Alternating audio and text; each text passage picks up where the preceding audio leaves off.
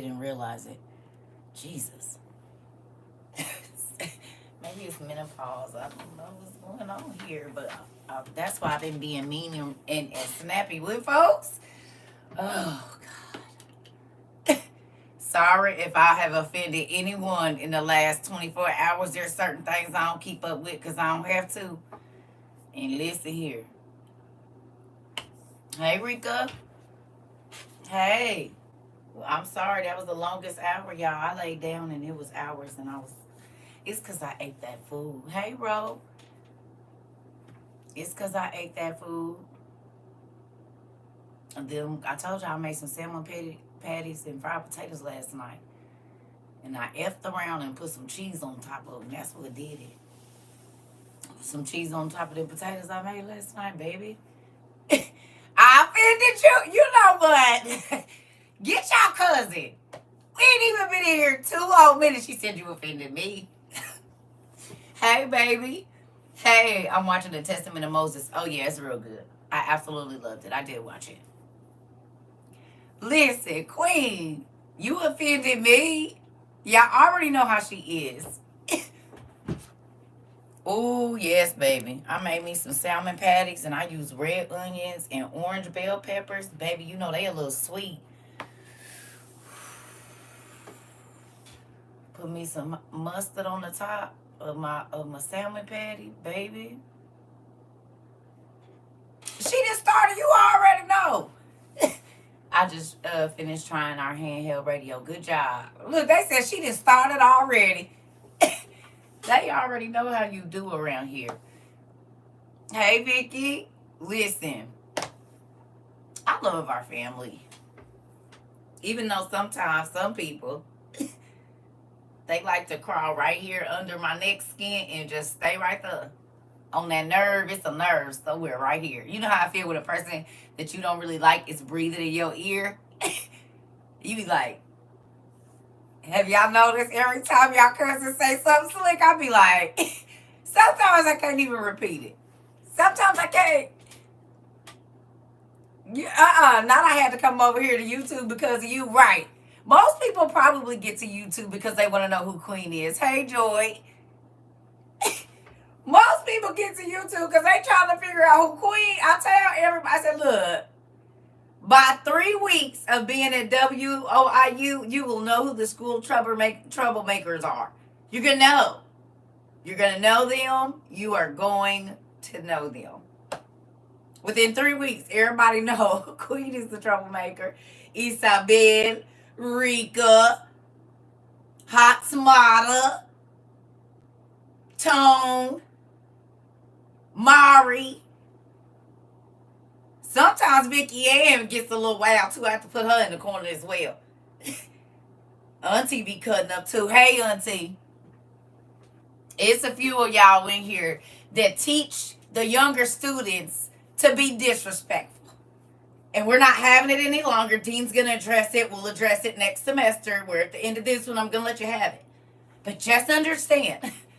You said I ain't even do nothing. Y'all be in here cutting up. Some folks be talking about, yep, I retired. I'm retired. Stop telling people that. You said I be in the back quiet. Yeah, because you used to be cutting up your first 2 years here, Ro. You a senior and you tired. She used to be in on the shenanigans too.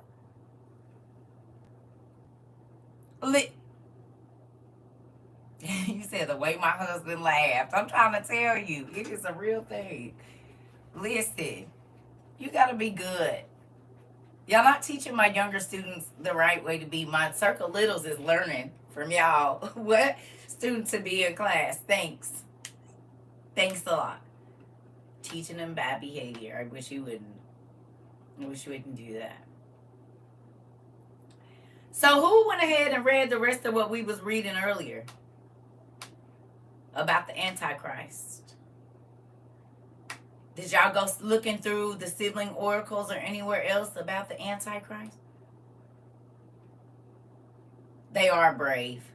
They real brave, Miss Rangel. Very, very brave. You don't see me on YouTube. I don't know how. We on here. I'm on there. Christ is king. You're right. Mm-hmm. We already know. That's why we over here trying to make sure we get to see his kingdom. Because everybody going to see the courtroom, but everybody ain't going to get to see what's on the outside of the courtroom. Some people going to be dragged off, screaming and hollering, like on the movie Ghost. And I don't want no parts of that. When y'all watch Ghost now, it give you a whole different feeling, don't it? You thought it was just for the scary effect. But now that you know and you've read that people are going to be dragged off screaming and gnashing their teeth, you understand it even more perfectly now, don't you?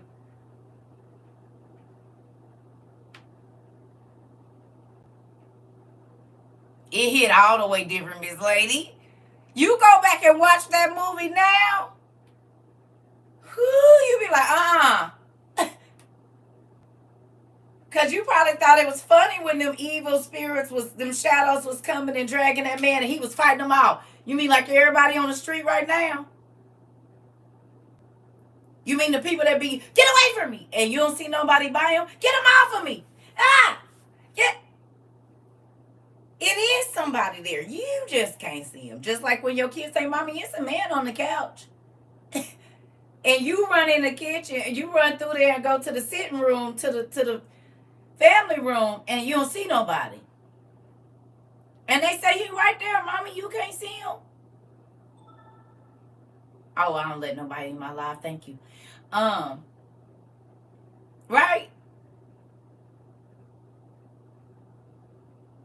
And it was really somebody there.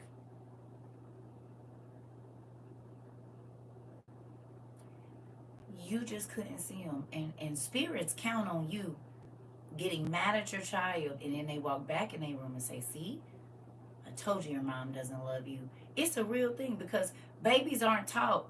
They don't know what's real and fake.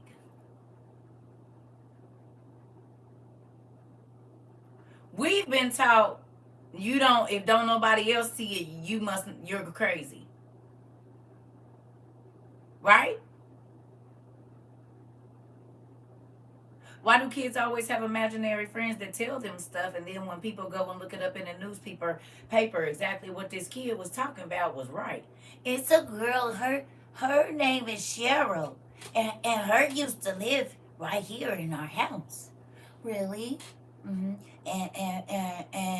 And her got red hair like this.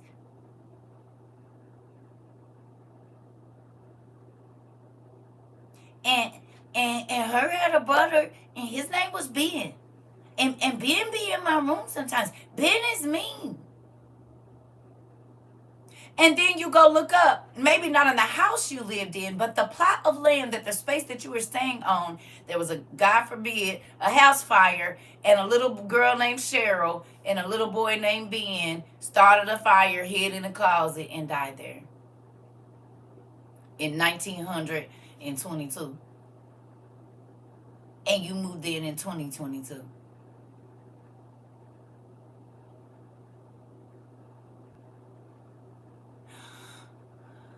Famous people get locked up for religious beliefs more than anything. They sure do.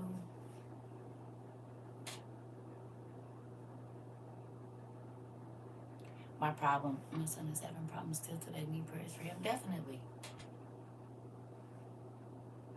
How about the next time your kid or someone says that they see something, you say, I believe you. Does it scare you or does it make you feel nice? Because if it scares you, then we need to pray against that, and it doesn't need to be here. Because saying it's not real ain't helping your child that's being tormented.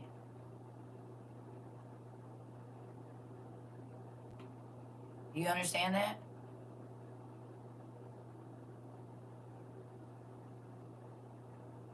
Yeah. Because after a while, if you don't believe them, they'll stop telling you. That don't mean it's they'll start torturing your baby.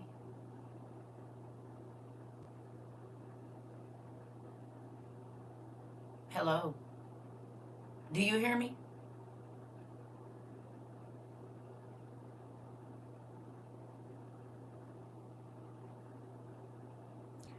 Just because you don't believe them doesn't mean it isn't happening.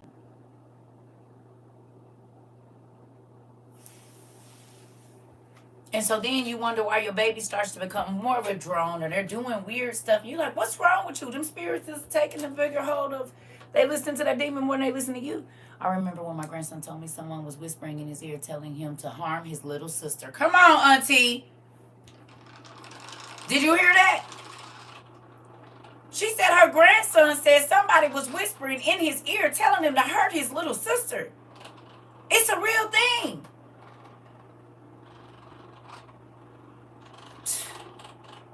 I remember when I was younger, I would see figures and moving in the dark. Come on. Something, wait a minute, hold on. Something used to tell my son exactly where I hid his stuff when he was on punishment. And would, because they want them to continue being rejected by you, which is their doorway in. The more you reject your child and don't believe them, and the children feel that child feels neglected by you, that them spirits get all the way in. You hear me?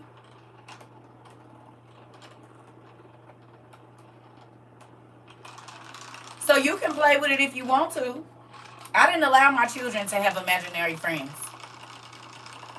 We don't play with nobody that mommy can't see. So when they come in there, you tell them they got to go away. Especially if they make you feel scared. No, they can't stay.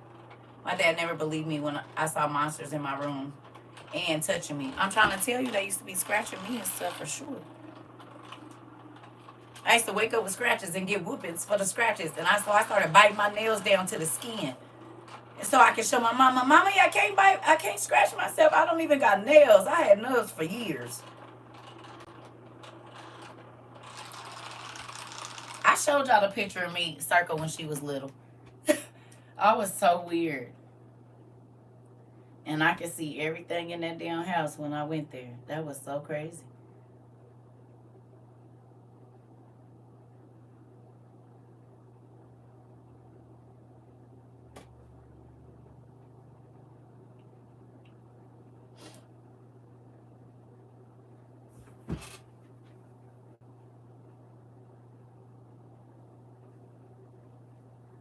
If you see everybody else in this thing, they smiling. The other two young ladies in this picture, I won't show it because I don't have their permission. Baby, this night I was at a friend. It was New Year's Eve, going into New Year's, and baby, it was so many demons running through them people's house. I was in there like this.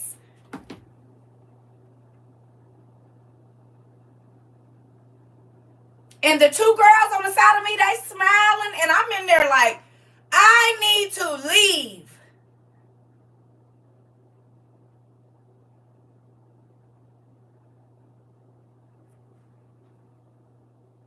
You hear me?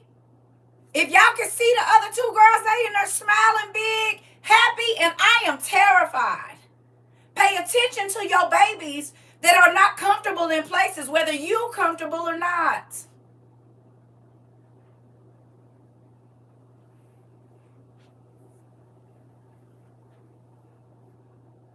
Well,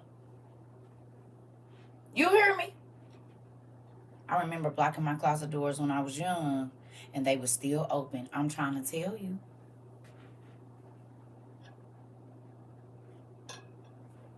I'm trying to tell you.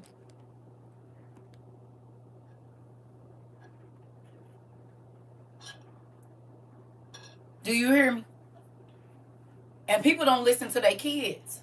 But your kids will be telling you what's going to happen. That dream that they had before you go over your homegirl house. Or your kid come and say, Mommy, I don't think you should go over Uncle such and such house. And you forget about the dream that they just had 2 days ago about their uncle. That somebody broke in his house and this and this and this and this. Because you was moving so fast and wasn't listening to your kids. And God was telling you what was getting ready to happen. Your baby won't lay down till you close the closet. I'm trying to tell you. So y'all need to go. Okay, listen.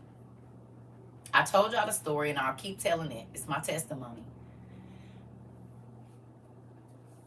My oldest two kids kept seeing basically what would be the equivalent of a Ninja Turtle. The big ones. Coming out of their closet. But they kept saying, Mommy, bugs. we didn't have no bugs. But it was always be in the middle of the night that, and mind you, my kids are 3 and 1 or getting ready to be 2 and 4. Y'all got more than one kid.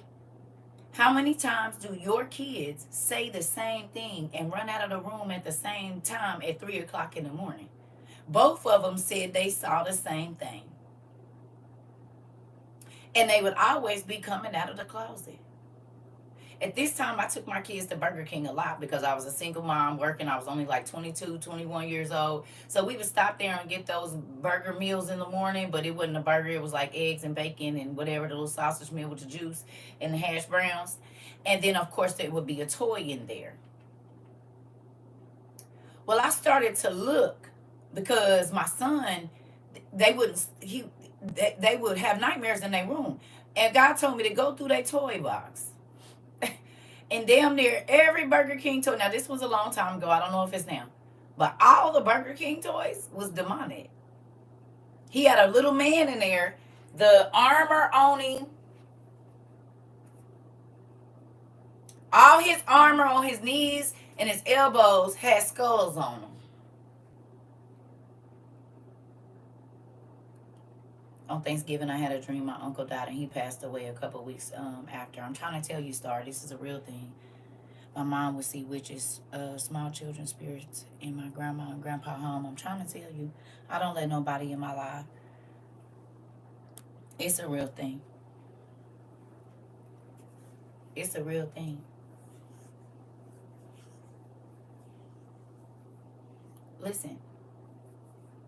The best deception that Lucifer and the fallen angels have been able to do is to make y'all think they're not real. And then they can run amok. If you don't know nobody watching your house, you don't close your windows.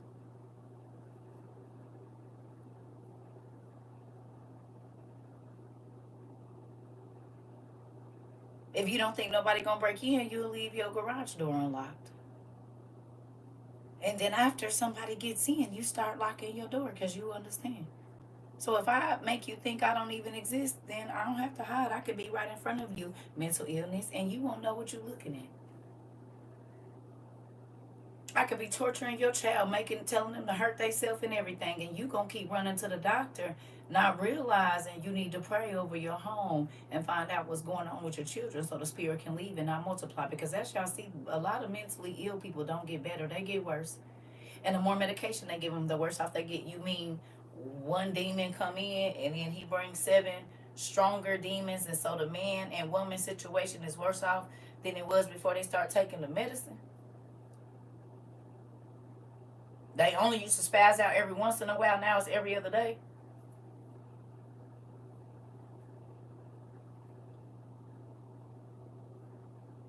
Huh.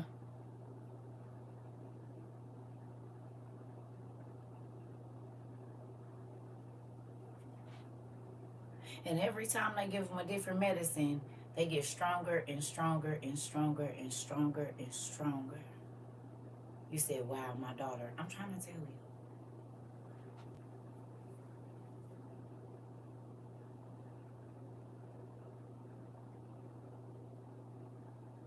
They tried to tell me that my baby had, when she was firstborn, they said she had Down syndrome.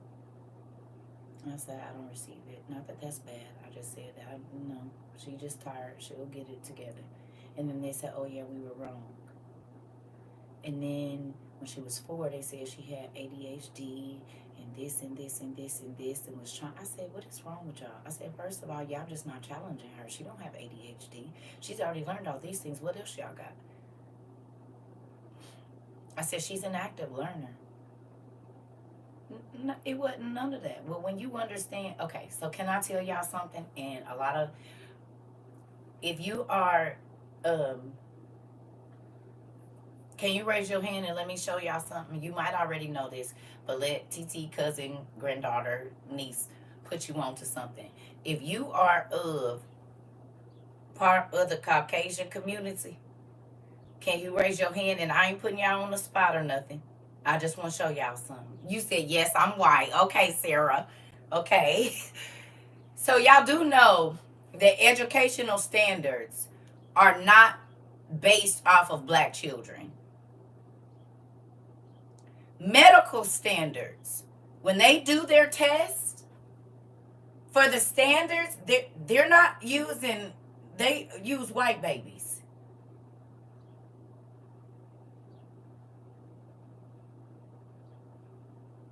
So you don't think it odd that they say that a lot of the black babies have an overactive brain?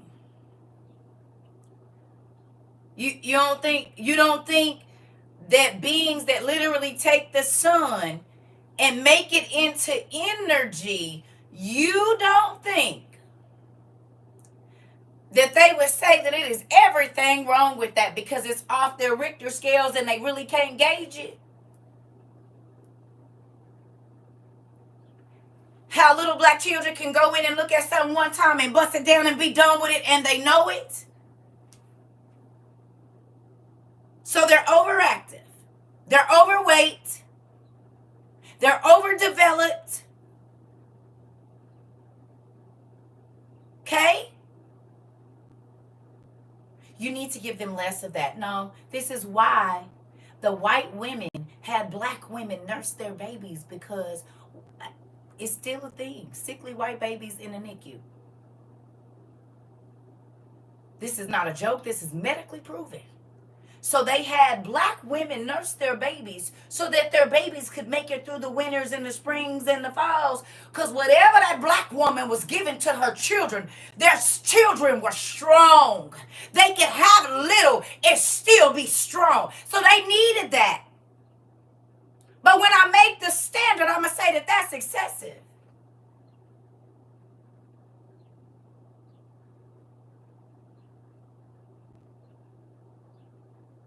It's a real thing right now. The big black guy, the big black woman, the big scary black man. You hear that all the time. Even you be like, this nigga 5'7". What big black man? You see a big black man around here? Because I don't. Him, the big black guy. This nigga is 5'7", 165 pounds. What big black guy? Huh? Is you crazy? Are you all right? Let me check your head. Are you feeling all right? Because I done raced in here thinking I'm about to see Ving Rhames. Nigga, it's Cat Williams. This big black guy? Wait. Okay, sure. Maybe you need to clean your glasses off a little bit. What the hell? Are you crazy? Because something's up.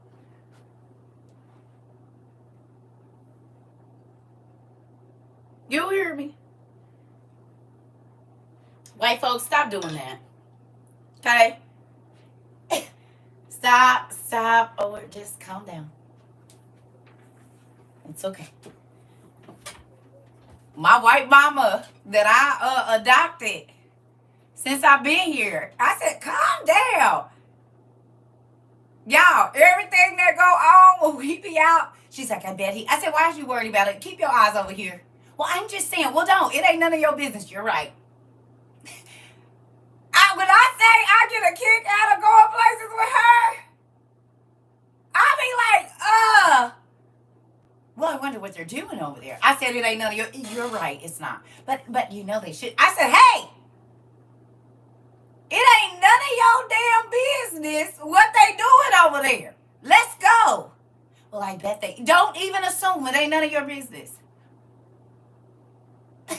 When I moved here, she wanted to go meet all my neighbors. I said, I don't be me. What are you doing? Well, I was just going to go. So the lady downstairs, her name is, and And I told them that, I said, why are you telling my business to people?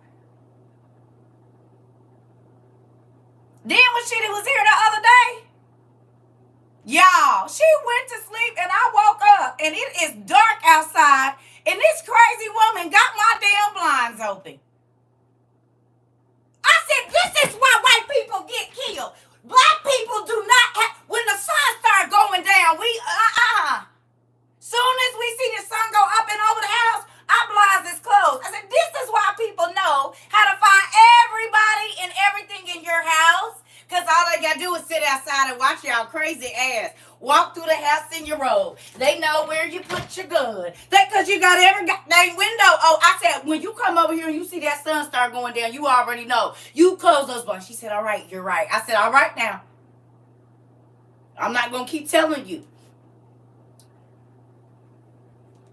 Now, the sun, I don't care if the sun is still up. It's over the house. That means people can see in my closing damn blinds.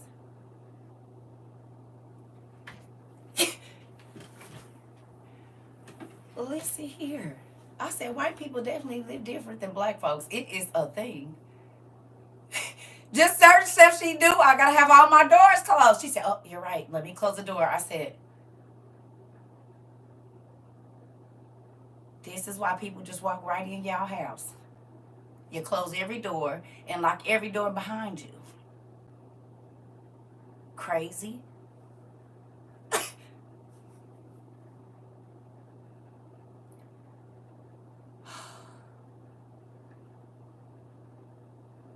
I'm helping her.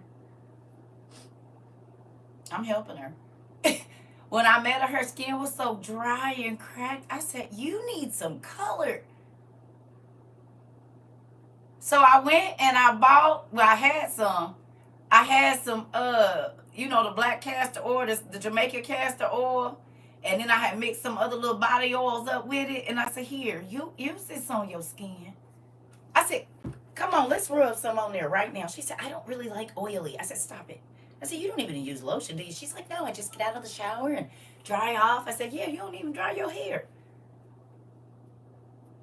You gonna catch pneumonia. She said, oh, no, it'll be dry in a few. I said, oh, okay.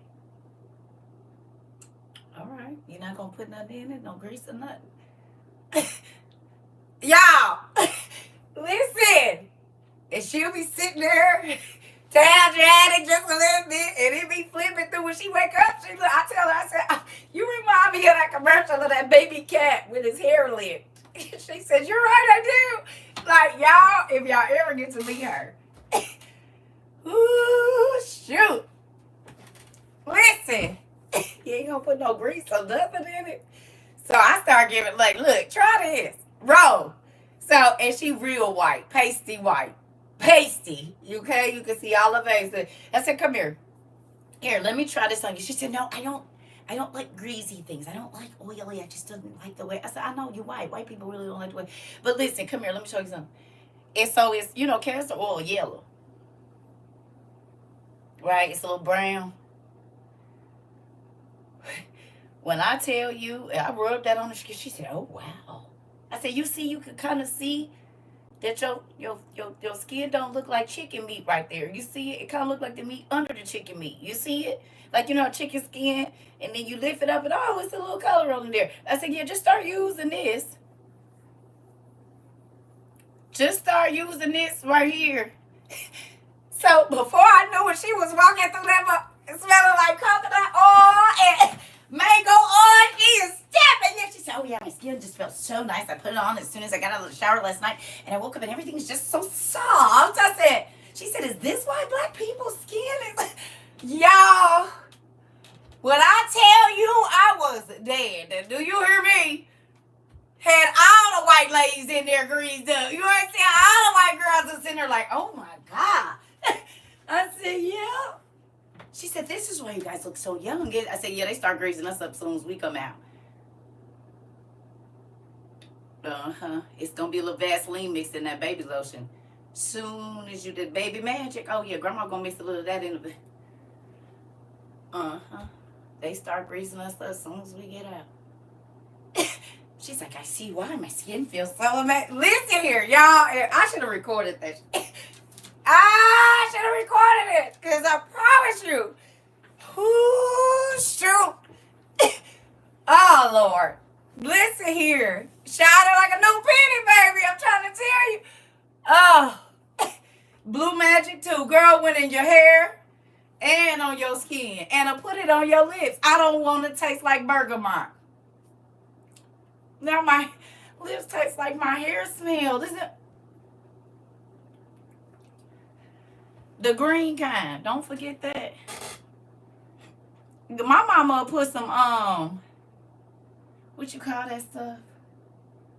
That Indian, the stuff they used to have the Indian, y'all remember in the white thing with the African Indian grease? Baby, she'll slap that on your, with the silver top, Lindsay. Go to school and everybody smelling your hair, because I went to pretty much an all-white school. So I would come to school and everybody would be like this. Walk past the desk to go sharpen their pencil and be like,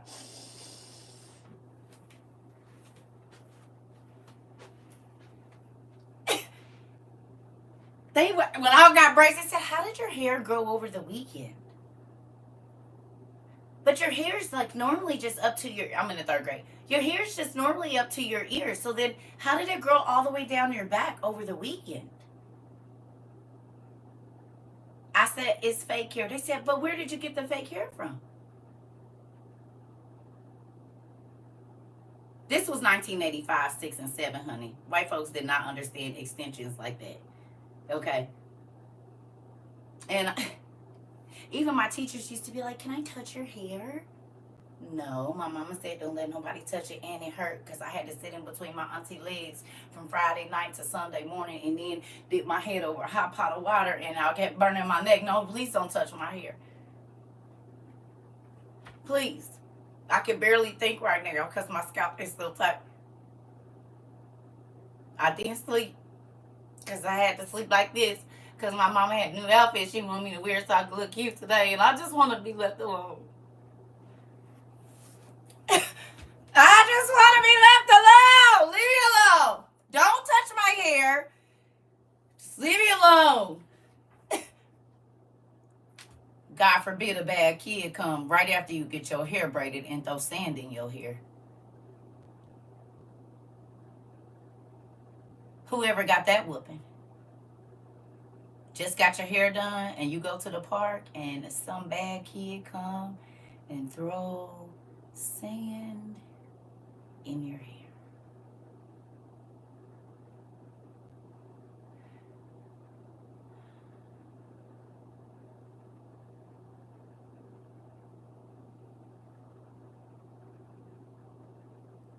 You just cry all the way home because you don't even know what they talk about you about to get the hell beat out of you.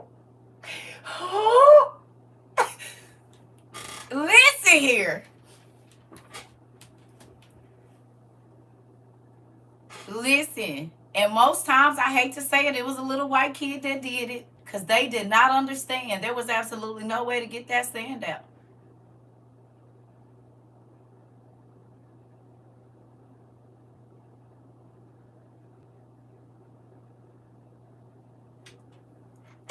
Hate to say it, but it was.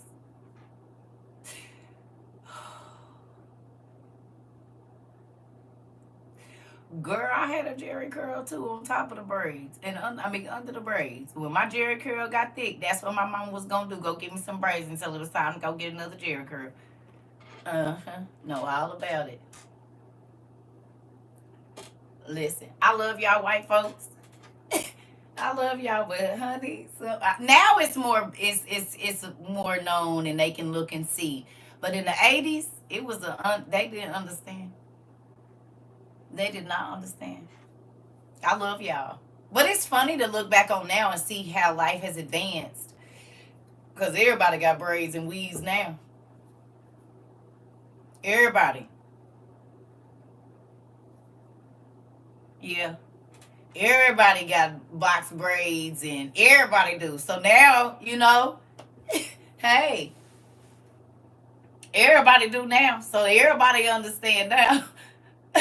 Look, white moms be like, girl, I just took you to get your hair braided. You better not let them throw no sand in your hair. And I had to get American women $250. Put your cap on. No. Jaylee, put your cap on. I am not going to tell you again. Daddy worked on that thing down there and got you those braids that you asked for. You better put your bonnet on, girl. Jaylee. Put your bonnet on now. Listen here. Because they understand the cost. We did used to call them that. We sure did. We did. Hey, listen, you said I'm tired of because it's the truth. Yeah. Maya. Y'all know all the little mixed girls back in the day used to be Maya. All of them. Maya or Nia. Let me think of another name. It's anyway, we'll just use Maya. Maya! Maya, Michaela. Yep, Michaela. Michaela was another one. You right. And they mama always was gonna have that short dude with that blonde in the front and that short cut in the back, baby. You already knew who was coming. She's gonna have 2 nose piercings and some big hoop earrings. Talk about don't be touching on my daughter. You just mad because her hair is. Don't be mad. Come on, Michaela. Come on, Corey. Because her daddy don't play about her, honey. I ain't got away with them. I'm going to snatch your ass with that. Huh? Listen, y'all, I lived in Arizona, so I used to see it. Oh, boy. I used to be like, woo! Okay. Listen here. You knew who had a black baby daddy. You knew it. You knew who had a black baby daddy. Yes. Okay, enough of all of that. I'm so glad I wasn't the stereotype. I even knew. Listen, come on. But you right. Look, everybody, and Taylor. They was always Taylor. You right. Taylor was another one. Moving on. Now that we've done our social studies experiment, we're going to move on to something else. You probably have. I'm sure. CERCA done been all around this place, honey. One thing God did was move me around the world. Well, not around the world. Around this good United States. He did. And I'm grateful for it. I got to live around a lot of different people, see different cultures, and it was great. It was great. I had a great time. I'm trying to tell you. I lived a lot of life. And it wasn't all perfect. And it wasn't all glitz and glam. And that's what make it even better. Because the scary times, you be like, ooh, I can't believe I made it out of that. Ooh, God, you love me because, nigga, we shouldn't have made it out of that. Listen here. See, I come from the nigga knocking era. When people used to pull pistols and shoot gats at you because you was knocking on their door. I come from the prank call era where we used to get the phone book and just start calling random people and saying stuff. Stuff that I come from the era when we used to break into the pool and be in there in the middle of the night and the police come and everybody hit the fence and be trying to run and hide behind the tree. Like, I come from a different time. Honey. Yes. Egging people and stuff and running. Phoenix, we used to throw rocks at cars on the highway. He had no idea. Well, I didn't. The people I was with used to throw rocks. I already knew and understood the damage. But the people I was with did. Actually, one of my cousins, the dude got off the highway and came back around fast enough and got him down with a pistol. It wasn't good. You know, it's about to be ugly around there. Yep, toilet paper in houses. Yeah. Yes, honey, we had a good time in life. And they'll just drag you home or take you to the youth center for a couple of days and you be back out ready to be on some more stuff. You said what? Playing, honey, we played outside until after the light. Well, at my auntie's house, not at my mama's house. She wasn't playing that unless it was a holiday. But at my auntie house, nigga, we outside till 1 o'clock in the morning having street races, no shoes on, getting cuts in our feet, climbing trees, walking to the store in the middle of the night, hoping my mama don't see us. You know what I'm saying? Like, Uh-uh. Mm-mm. Listen here, had a great time. I was born in alone, and I'm grateful for it. Yeah, yeah. Climbing up in trees, shaking the mulberries down, watching them, putting some seasoning salt on them, sitting there till your fingertips is black, grabbing apples and stuff out of the. Come on. Yes, catching lightning bugs, and we had a good time, baby. These kids, they gotta live and see life through other people's eyes, and we was the people living it, and we was the people they was watching live. Yeah, and I miss those days. Long summers, it sure was. Yes, we had a good time. No, I wasn't stealing. Now there was other people that did, but no. My mama. The one time I let my cousin talk me into doing some stuff like that, I didn't even get caught. But I got home and got whooped for something that I had did. I was 10. That was the first time. That was the first time God let me know that I really wasn't getting whooped for what I had done. I was getting whooped for what I had done that day. Because I had the money in my pocket. And my cousin told me to steal this watch from Claire's. And I was like, no, I could just pay for yours and I could pay for mine. She was like, nah, we just gonna keep that money. And I was like, she was like 4 or 5 years older than me. And I was like, but I got the money to pay for it. Well, when I got home, my mama didn't know that I had took this watch. But I still end up getting a whooping for something else. And when I tell you, my mom beat the brakes off of me that day. And I knew in my heart that it wasn't for whatever I had done. It was because of what I did at the mall that day. Because I had the money. There was no, and I let her talk me into it. And I promise you after that, I was like, yeah, nah, if I can't pay for it, I don't want it. If I got to take it, which my mama used to tell us, you better not steal. You better not, like, I mean, because she made sure we had money.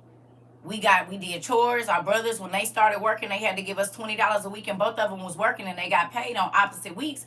So back in the 80s, $80 a month was a lot of money. Plus, we got money for chores. You know what I'm saying? So you 10 years old you know what I'm saying? In 8, 9 years old, walking around in the mall with $80 to $100, you was doing real good. I didn't need that because I had money in my savings because we got, you know what I'm saying? I didn't need to steal. The bus wasn't nothing but 25 cents to get on, 50 cents. We can go all day. I got it, baby. And yeah, I don't need to, well, I can buy us some Chick-fil-A. I can buy us something. I mean, we can go to the arcade. I got it. I don't need to steal nothing. And you know what's crazy?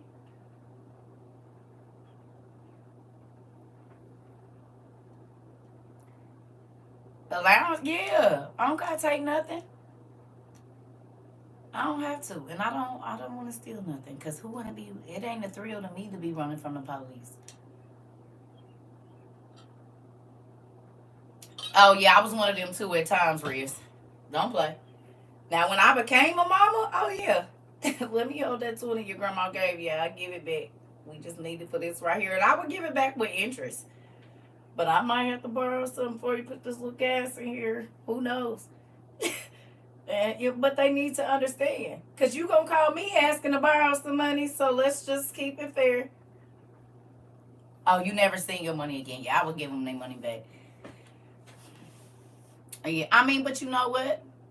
It be like that sometimes in real life. I mean, but you know what? That also teaches your children. That shows your children vulnerability. That mommy and daddy don't always have everything, and sometimes we need to come to you for some support, and that's okay. Now, I'm not saying dump all your problems on your kids, but you have to show them, because if they're going to be parents. But now randomly, because I don't speak to her, she will Apple Pay me some money out of nowhere because she feel guilty. I don't let people in my life. Um, Parents know when they ain't did right by you.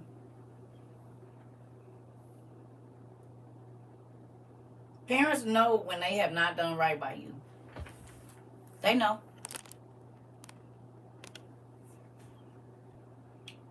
Walk into the store for a penny candy and did. I started working at 13 and wasn't idle to get in trouble. Come on. Yes, lightning bug earrings, and we did. We used trash as pools, and we sure did use some girl. Feel like one of them big old plastic things that be jumping in there and had somebody holding it on the side. It did. We use it as dunk tanks. Sure did. And slip and slides. Ooh, baby, get you some trash bags and lay them out, put that, and your mama gonna beat the hell out you because you didn't use the old cheap stuff. You grabbed her darn dishwashing liquid, baby. I already know about it. Listen, that was good. We use trash. Yeah, and did. And sometimes we'll just wet the grass down real good. It depends on if it will get all the rocks up. Because if you on the right hill, you soap it down real good with soapy water like you washing the car, you can slide down the grass like that too. Yep. Yep. We used to have a good time. Yeah. Yes. Yep. Yep. Look at that. Look at everybody smiling and stuff, all happy. And now these kids don't know how to play like that. But I'm going to be honest. I did most of those things with my kids. All the stuff that I did as a kid, I took my kids outside and let them do it. We used to break the fire hydrant so we could have a water party. I know. I think my aunties would do that. None of us kids did it, but I believe the aunties, bike races, all of that. Yep. Yep. Excuse me. And that was good times, y'all. It was the cloud. Yeah, my brothers used to have me on missions. Remember, I was the only girl, so. Yes. If someone didn't have skates for a bike, we would give them one skate and hold on to the bike. Girl, you is not lying. Riding on the handlebars, we got to kill yourself and make sure you never have children. Because depending on the bike, when you got somebody on your handlebars and somebody standing on the back and hit that wrong rock, baby, everybody messed up. You hear me? Oh, and you ain't supposed to be riding on that straight bar. Ooh, hey. 2 people on the seat. Listen here and hit a bump, baby. Tear your whole private part up. You be like, you don't even know how to cry, baby. Oh, shoot. Oh, yes.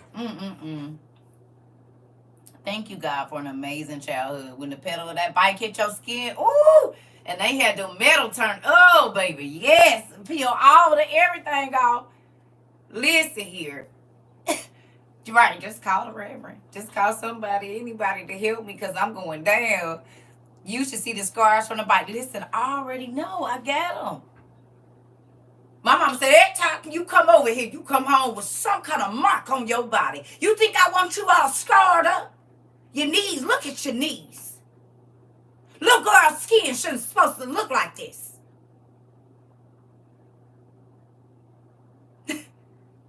And I used to be looking like, man, we had fun. Trying to cover them up so she don't see my skin. And you couldn't tell the adults. Yes, you couldn't. I'm trying to, you bet not. Oh, you're welcome. This is what we do around here. I'm grateful. But you know what? It's not too late to do those things with your kids, too. Go out and catch some lightning bugs. Find a little area where they be and go out and let them catch them. Do all of those things so that they have those memories as well. My grandma would tell us we better not leave our block. We went everywhere. Girl, they knew it. Because their friends called and said, you know they over here. Girl, they think they done snuck off. They didn't know. I heard them talking through the window talking about they coming over there. Talk about good memories. Yes, it was. Yeah, girl, we did double dutching. I did it with my kids. Girl, all of that. Tetherball. We did all of that. You have to. You have to. You definitely have to.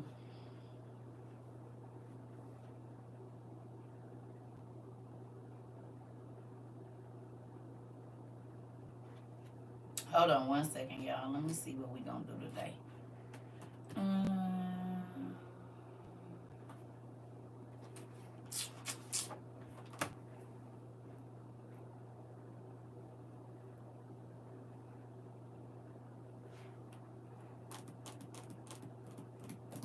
Y'all got as many books as I got now, so.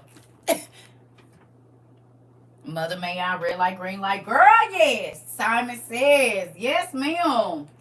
All of that. I'm trying to think if I want to do something. Y'all done sent me so many books.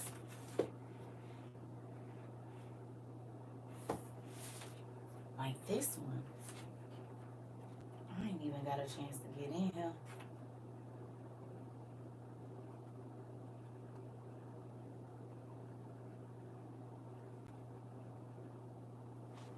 Huh. We'll come back to that another day. Let me see what we can find here. I don't know where I want to go. Like, I know I want to do some kind of trivia, but I don't know what kind. All right, let's do this one. Because y'all be knowing the book, so I got to hide it. I've got to hide it.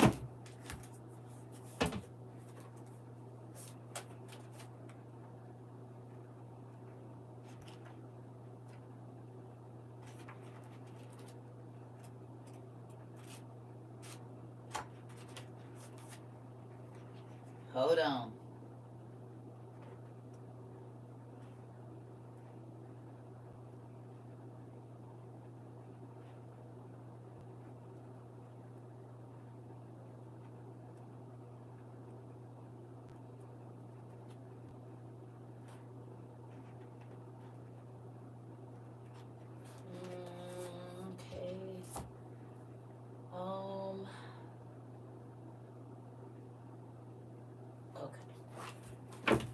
Let's do some trivia, family. I gotta hide these books from y'all. Because y'all be looking in my business. Just like some little nosy cherries.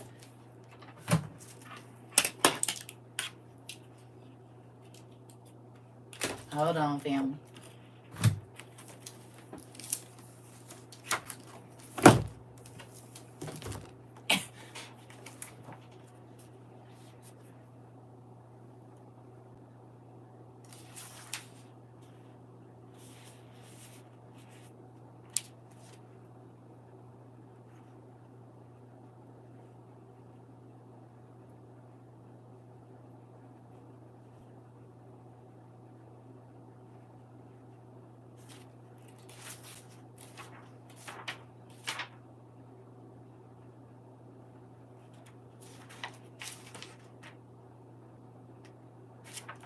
That one ain't gonna work.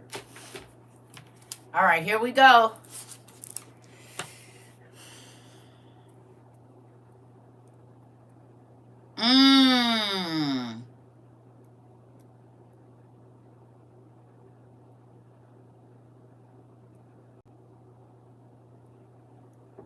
Y'all ready? Y'all ready? Are you ready to remove Minerva? Minerva.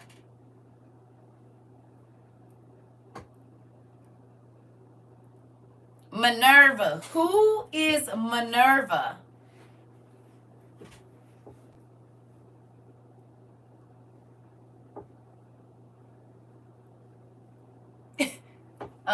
Minerva. Who is she?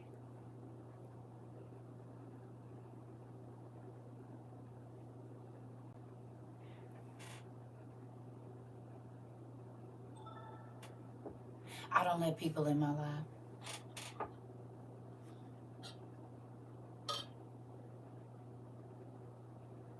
The Roman goddess of wisdom. They also say she's Athena.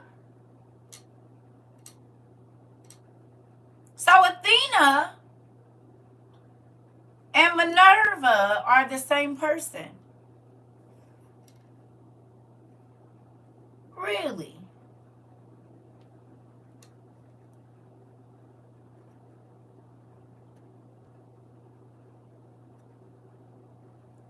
My husband used to call me that because I was always on his nerves. He used to call you Minerva. And it says in here that it also means mental. So Athena is Nike and Minerva. Remember, Tasia, I told y'all they all just have, it's who was calling them that. Just like when you go to your daddy's side of the family, they might have a different nickname than your mama's side do. Then your homeboys and your homegirls, when you go outside, they done gave you your own name for y'all clique. Then when you go to work, they call you Mr. or Mrs. or such and such, right? So you answer to about 5 different names. It's still you. I'm not going to tell you what book I'm reading from because we're playing trivia. So I just hit it for a reason.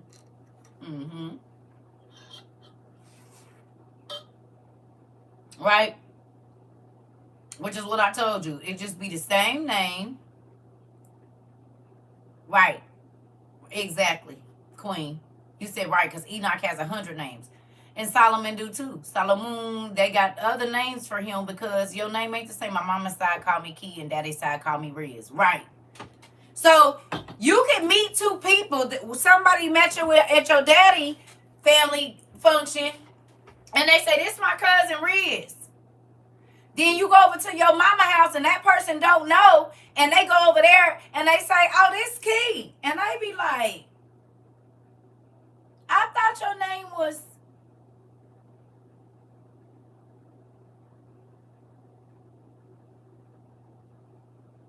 Right? You said, is Sishat an Egyptian? Or, oh, that was the goddess? Right?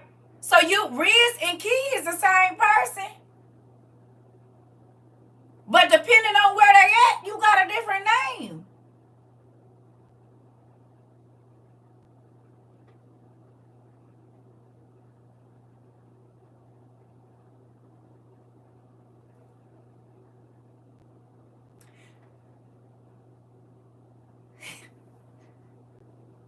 So y'all will argue somebody down that my name ain't. It's ask these shitty little babies. No, that's not her name. Her name is Titi Circle. It's like Titi Circle. No, mommy, don't tell me that her name is Titi Circle. They be a broke down. Cause that's the only name they know me by. You hear me? You can't tell them babies that I'm not TT Circa or TT Circle. You can't. They'll fight you. Right. Be about to fight you. That's my TT Circle. No. You hear me? So, with it, and if you was a Vanessa, that is not her damn name. They're looking, why are you calling her that? That her name is.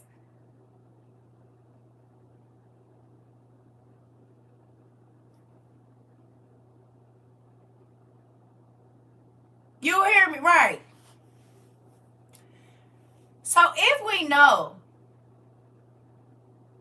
that these people are going over to, we see all the time, it was a king coming from here. It was a king coming from there. Even though they might have called them their name, they got another name for them.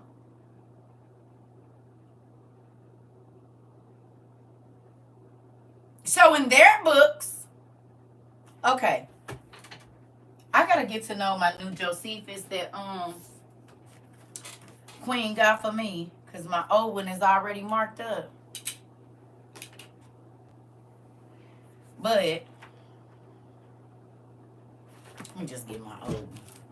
Okay, y'all, so I had to break down and give me a magnifying page. It's ridiculous. Freaking ridiculous. I went on and bought me a magnifying page to be here on Tuesday. So when I'm reading out of these books, I can see. I laughed at my mom when she was about. I said, "What is you doing with that?" She said, "Girl, I can't see nothing." My eyes can still see far away, baby. Now I be like that, skipping over lines and everything. Y'all did this to me because I used to read all day and my eyes was fine. Get on this here internet and now I can't see nothing.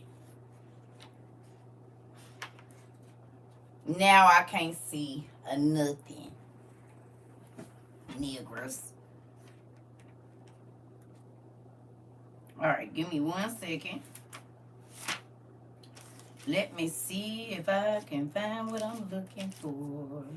It might not even be in this book. It might be in The Truth About the Christian.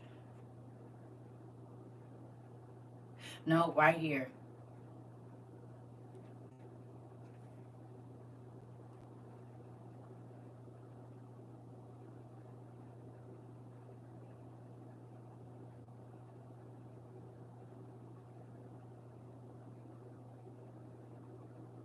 Y'all want some story time? Some of y'all have this book so you can go get it. Because we was going to do that, but this is what we going to do right here.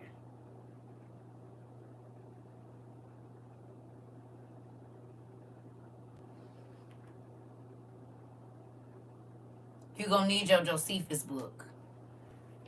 But I know they all by different people.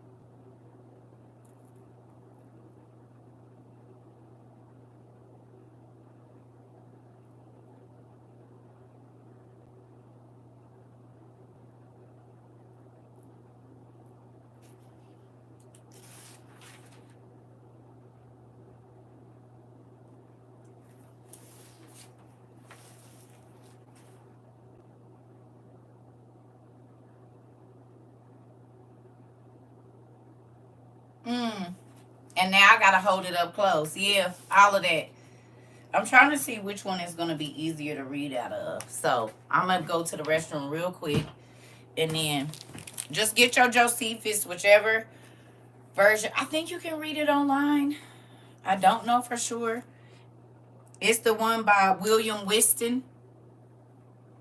Look and see if y'all can find a PDF or something real quick while I run to the restroom, please. William Whiston.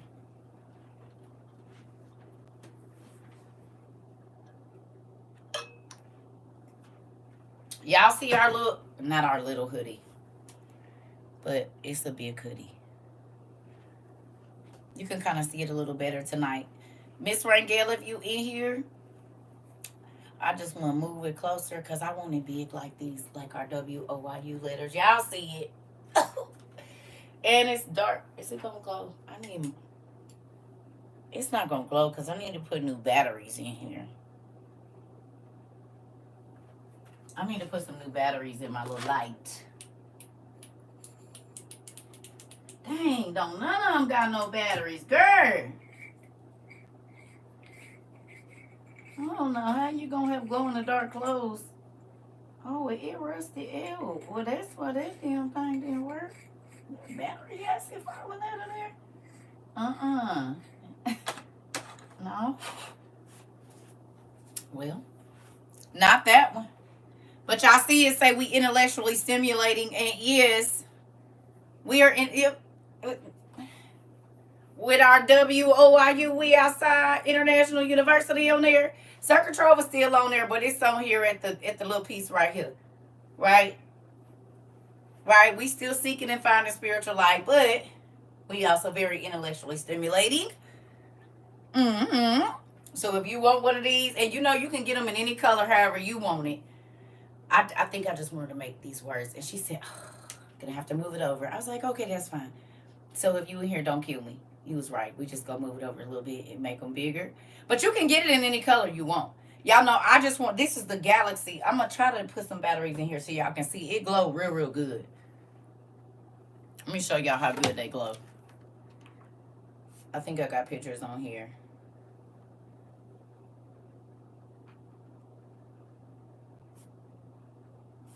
Yep, I do. Look how good they glow, y'all.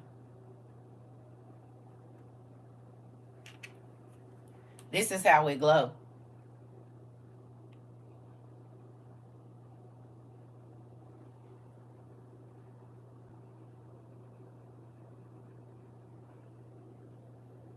Y'all see it?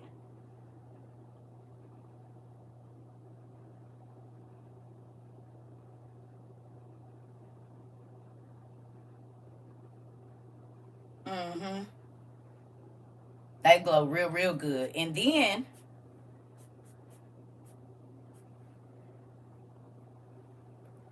so, well, that's upside down. I know it's going to change because I didn't do it. But as you can see, they glow real good.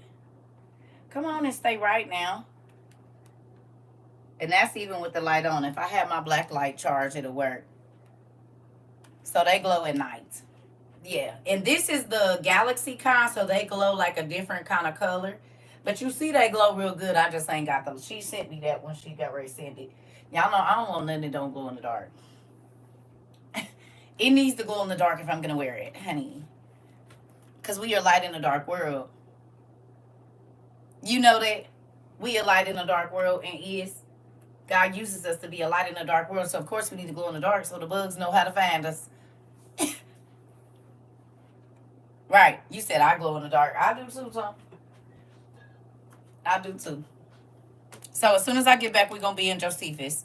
And I guess we not, yeah, Whiston. Uh-huh. Yep, Whiston. So we weren't gonna do some trivia, but maybe we about to do some real good in-depth study. So give me a second. That part. That part. I'll be right back.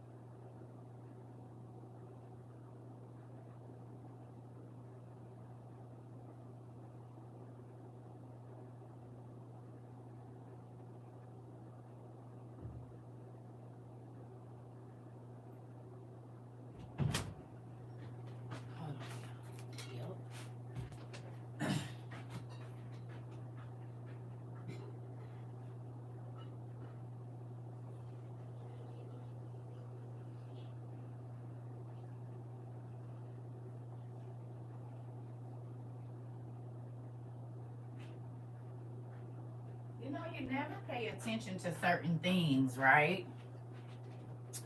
But my mama, when my stepfather, I told y'all this story, used to make salmon patties. She used to make him have bleach water right there in the cans. Immediately he had to go outside, and whatever grease he fried those salmon patties in had to be thrown away because she didn't want her house to smell like fried fish, and she didn't want that smell in her furniture. So instantly, all of it had to go out. All of it.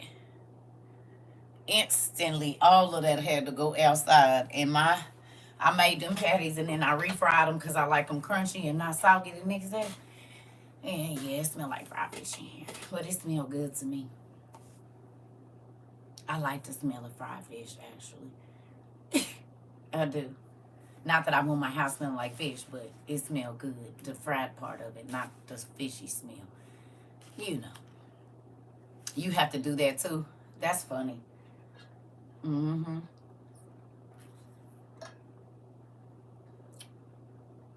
It don't bother. Listen, I'm a foodie. So fried fish, fried chicken, I don't care about that. It don't smell stinky. It just smell like you fried some, you know what I mean? It ain't a real pungent smell. It just smell like fried food. It don't bother me. I don't care.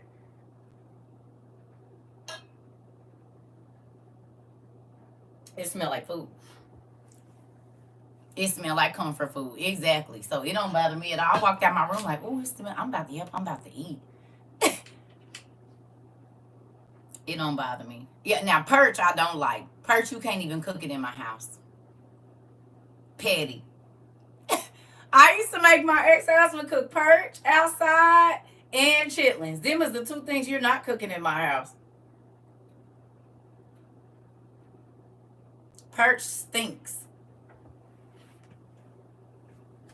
Yes, baby. Chitlins and perch, you got to cook that outside now. You can't cook that in here. I guess I am like my mama. Perch and chitlins? Oh, hell no. You cook all of that outside. I don't care if you put potatoes and onions in it. You cannot cook no chitlins in my house. No. I got him an outside whatever you call that thing. Dang. Are you serious? They got a seafood allergy? Wow. So you got EpiPen kids. Your husband too, Queen? You damn sure ain't cleaning them in my house. Now, like a crock pot, after he boiled them or whatever, you know how people sit them on the stove and just leave them warming? You do that outside. Oh, no.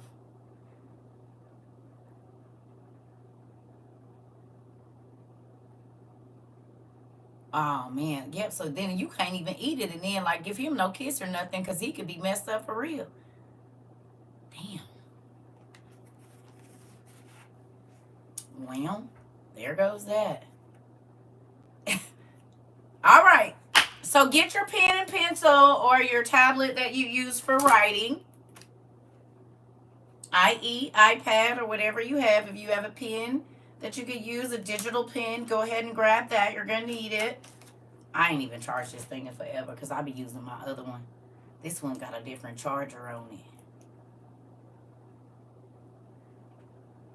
Yes, I kissed him one day after shrimp and his lips swelled up. Yep, I already know how I go. My friends, you can't even... Well, she ain't my friend no more. I beat her up, so then we ain't friends. But the girl that used to be my best friend, she got bubble kids. You can't cook no fish in that house. You can't even open peanut butter around her kids. Nothing. I did beat her up. And I was grown when I beat her up. That's the girl I told y'all. I was running her head into the engine of her car while it was running, and the trunk and the lid was up. And if it wasn't for her baby screaming, "Auntie, please don't kill my mom!" I probably would have been in jail. Y'all would have never met CERCA. CERCA would have been in the clank clank, honey. And would have.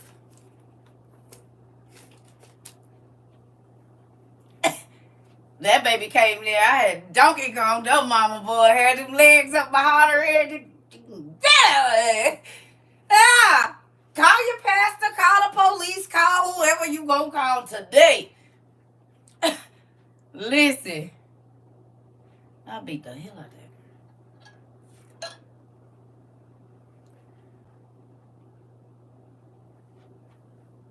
That's how my ex-boyfriend, he gave me the name Billy Blanks. He said little Billy Blanks.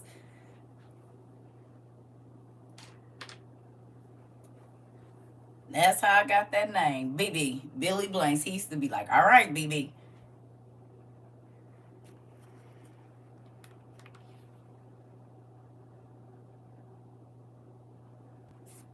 And you know it's high intensity. And it's all knees and elbows and everything.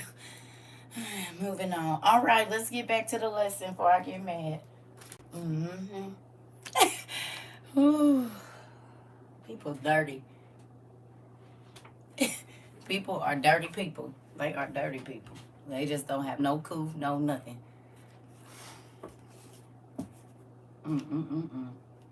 All right.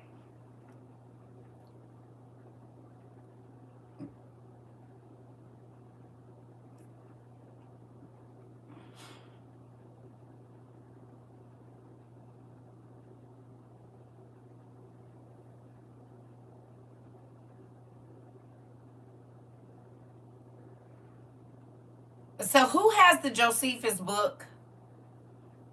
And they might not even all read the same. They might not all read the same. But who has Josephus so that I know kind of what we're doing? Okay. Y'all got this one? Or y'all got a different one? The PDF? Okay. So it's chapter 5 where I'm starting. Actually, the end of chapter 4. I don't know how y'all's is set up. So the end of chapter 4 is where I'm going. Okay. To those of you that don't have it, y'all just gonna have to listen and kind of Google as we go along. You have a different book. Is it by William Winston?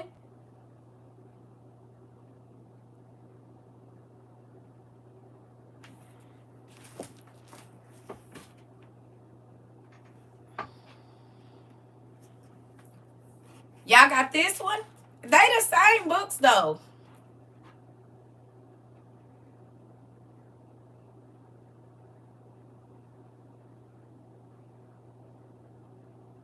Yours is at 5 too, Queen.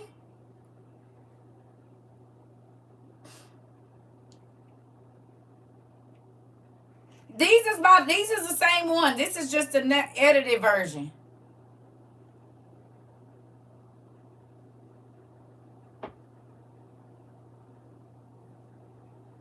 You got the revised and expanded. Okay. All right. Well, I just have it in a different cover. That's it. Okay, yeah. That's what I'm saying.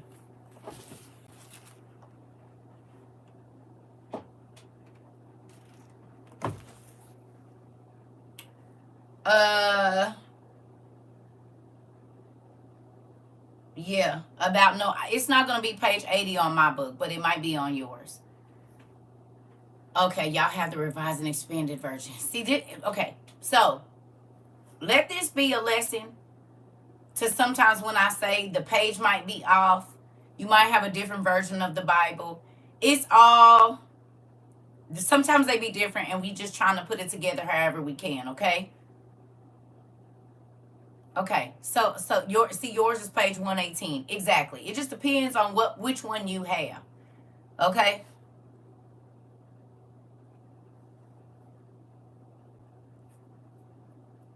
Because we all have the same OTP, but we don't all have the same Jasher or whatever it is. So we just, and now do you guys understand why I say it depends on what it says by the person that translated it? Because it could have been a person from Turkey translating it, and they might not have a word for the word that we have or whatever it is. So your translation means something. 5. But I don't know if it's chapter 5 in yours. That's what I'm saying. So just, we going to start reading, and then you just try to look around and see where it's at, because it'll be too long trying to figure out everybody's page, because everybody's saying on the same thing. Okay? So, right here at the end of chapter 4, why don't I have my light? And I just moved it. Where did I move it to? A girl. Right there.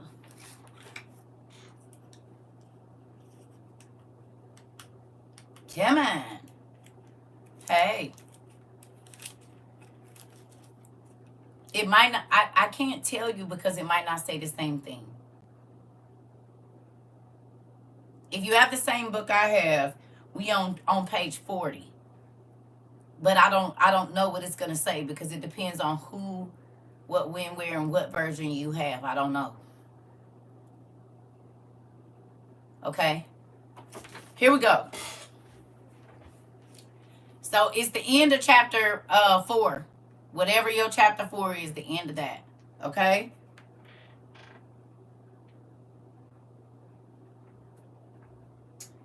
Well, just this is gonna be kind of difficult. All right. It says, now the multitude, I guess this is it's chapter 4, section 3. I don't know because it's really different, but now the multitude were very ready to follow the determination of Nimrod and to esteem in it a piece of cowardice to submit to God. And they built a tower, neither sparing any pains nor being in any degree negligent about the work. And by reason of the multitude of hands employed in it, grew very high sooner than anyone could expect. But the thickness of it was so great, and it was so strongly built, that thereby its great height seemed upon the view to be less than it really was. It was built of burnt brick, cemented together with mortar, made of bitumen, that it might not be able, that it might not be liable to emit water.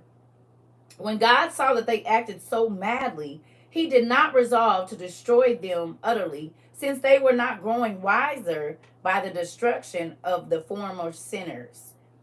But he caused a tumult among them by producing in them diverse languages, and causing that, through the multitude of those languages, that they should not be able to understand one another. The place wherein they built the tower is now called Babylon, because of the confusion of the language which they readily understood before.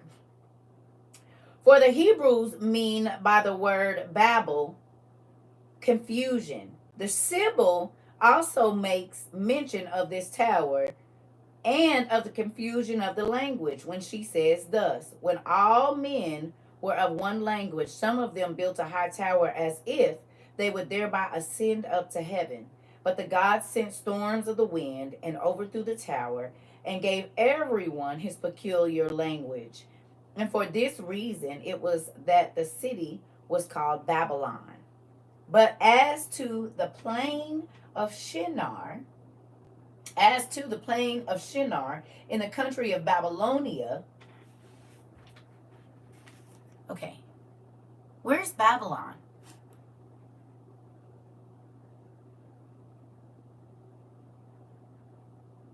What is modern day Babylon or Babylonia? Iraq?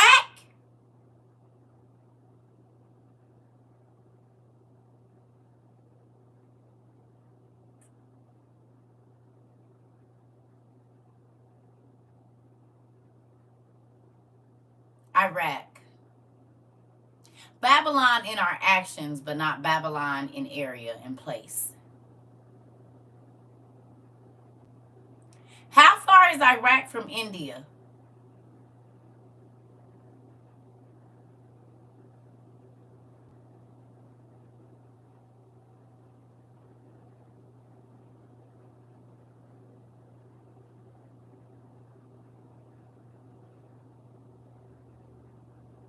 It's Iraq, y'all. 4 hours away?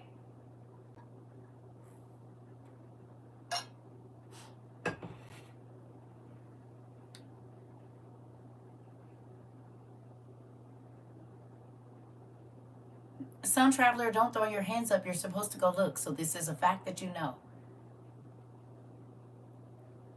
How many miles, girl? I do not do nothing in kilometers. I don't know about no damn kilometer. Y'all quit playing with me. How many miles? 55 miles.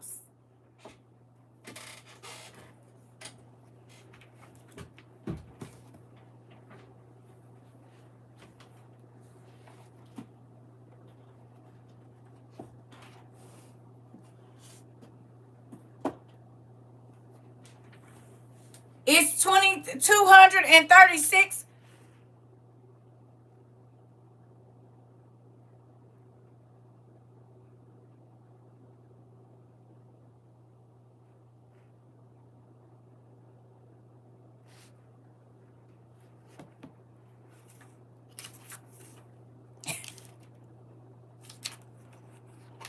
It's 2,263 miles.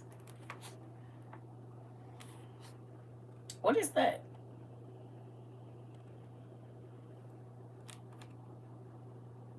What is that?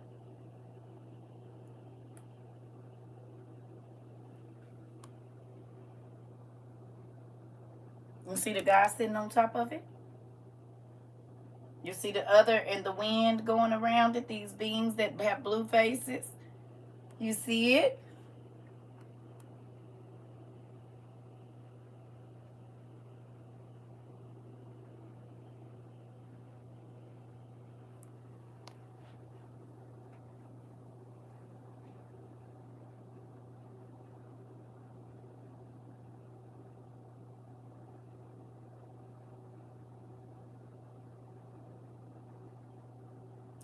You have to remember that when people conquered areas, even if they was 500, 2,000 miles away, just like Jamaica and all of these are other not Jamaica, but what is it? Not Jamaica. What's the other place? Puerto Rico and what's the other place? The Virgin Islands. They're territories of the United States, right? U.S. Virgin Islands and Puerto Rico, Guam. So even though they're far away, the Bahamas, that's what I was going to say. Thank you. Right? They're still territories, right? Right? They're still U.S. territories, even though they're far away. So when you looking in these history books and stuff, and you see that the same thing that we reading right here in Jewish history, they have a story in the Hindu religion, or the, I don't know how to say that, y'all know, the Bhagavad Gita or Vajita or however you say it. They have that same story over there about the gods, the children of the angels, building a tower, and there was an ultimate God at the top of it. And then there was all this wind and storm and rain and all this, and the languages were changed.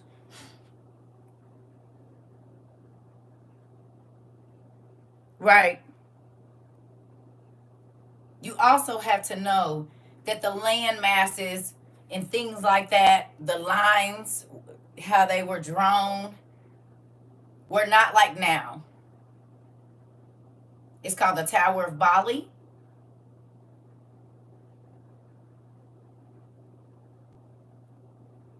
Is that what it's called, Auntie Nancy?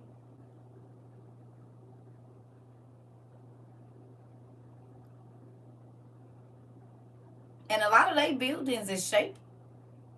It's not called that. Are you talking about the Tower of Bali? Bali? A lot of their buildings over there, a lot of their temples are shaped. Because remember now, as we gonna read, is it called the Tower of Bali? That's, oh, you're saying that it's like the Tower of Bali. Okay.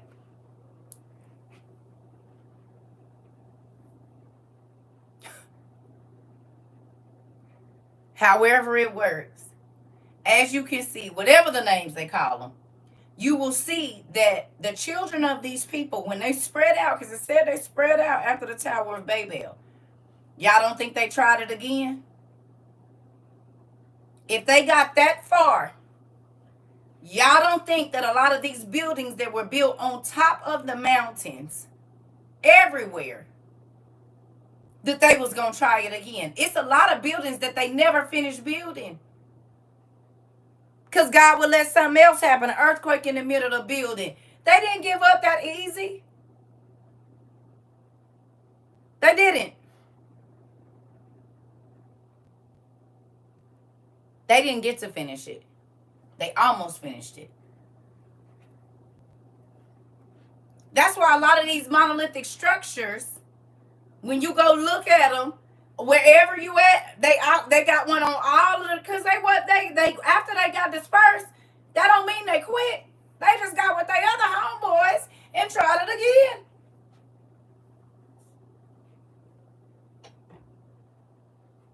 They tried it again. And again, and again, and again, and again. Let me ask you a question. Twin Towers.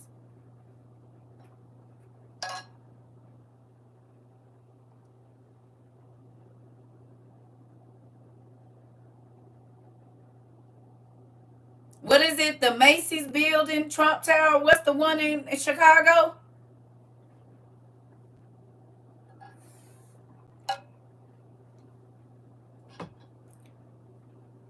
What's the one in Chicago that's the Sears Tower, Saudi Arabia?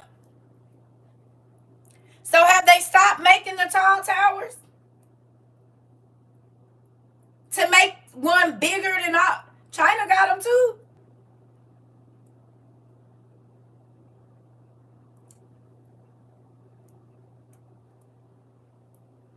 So it's still in men to exalt themselves.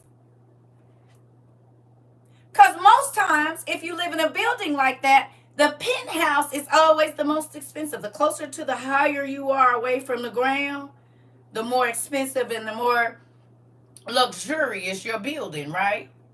Your space in the building. And it's normally the stars and the people with heavy influence that have that space. Those are the people that want to be worshipped and praised and all of this. Oh, I live in a high rise on the 28th floor. So that pride of men to exalt themselves above the others is still here, to be big, tall things, to make themselves feel more glorious than the people beneath them, is still here. They have a Hindi temple in New Jersey. Okay. Isn't that crazy how it's still here? The same spirit is still here.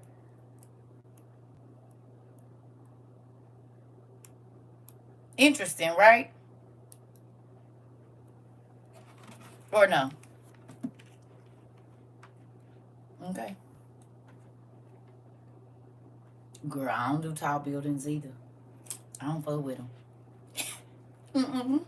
That'll be just my luck. The day I come in here. Yep. Shifts to reflect this times. I'm trying to tell you. All right, ain't nothing new. Come on, let's go. All right. It says such the country of Babylonia, and Hestius, I believe Hestius or Hestius, however we gonna call him Hessie, mentions it when he says such of the priests as were saved took the sacred vessels of Jupiter in Yalius and came to Shinar of Babylonia.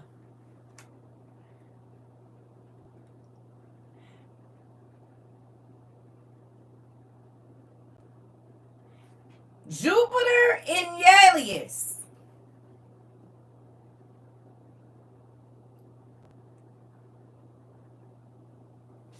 Like Jupiter? Like the Assyrian and Babylonian king Jupiter? You already knew where I was going. You already knew. See, they didn't tell us Jupiter had a last name. Jupiter had a middle name or a last name. Did y'all know? Jupiter and Yelius.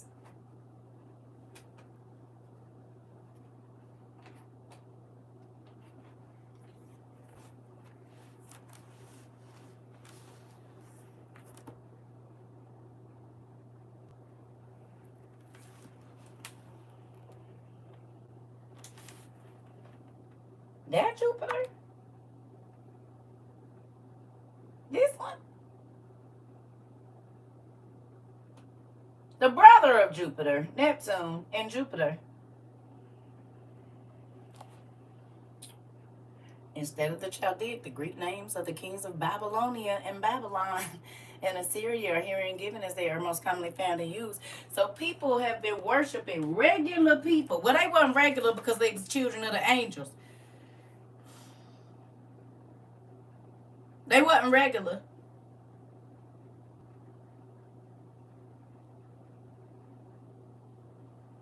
Okay?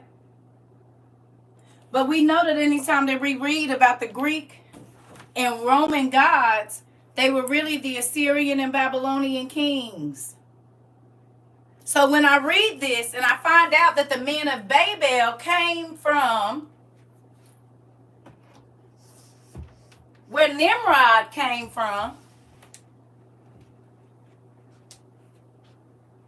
okay,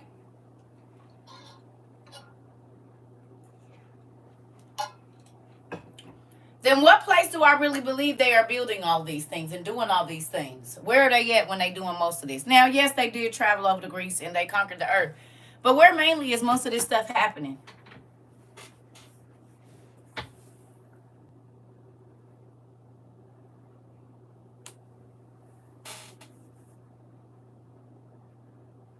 The original spot, which ancient Mesopotamia. Ancient Mesopotamia, around Jerusalem, Iran. Look at my babies. It is. It was.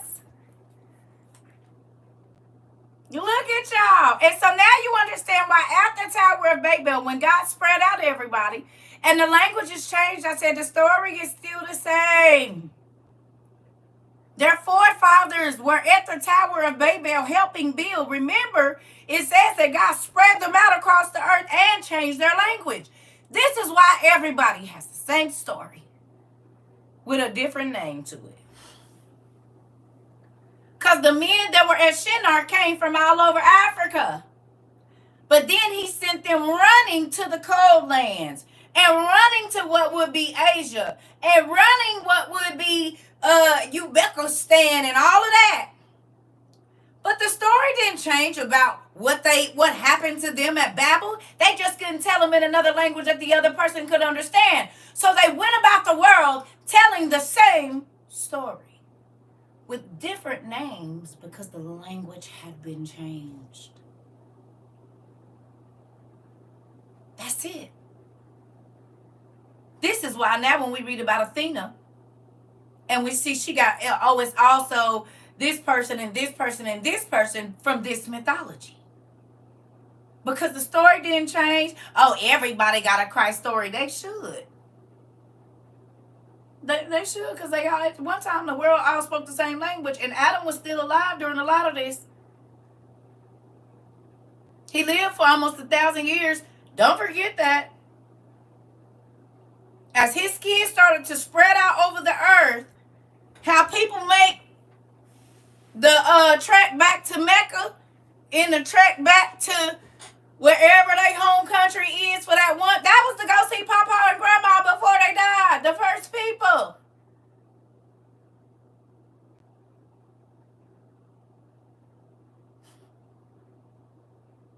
Y'all remember when we read about where God put Adam and Eve down at, what it is now? Or there was something special about what Adam did, and now that is where the Temple Mount is?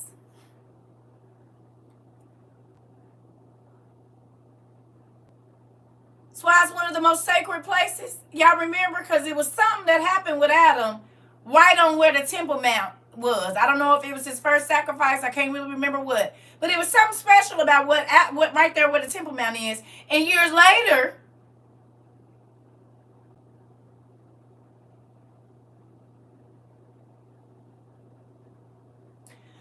Lucifer, who was God's disowned son. The reason he got kicked out of heaven was because of Adam. And then he gonna sit there and do exactly what he said he was gonna do. He's gonna declare himself God and the chosen son of God, even though he's the disowned son of God. And lower than man in God's court right now. Because Adam got to take his seat as a prince because he tricked him out of heaven. So y'all think he just picked that place for nothing, huh? It's a lot of firsts that happened right there on that Temple Mount, way before it was the Temple Mount. That place means something.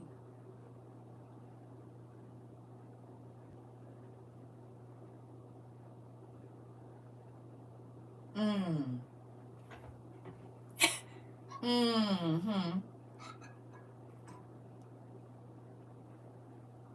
Ain't it crazy? He's a jealous little brother.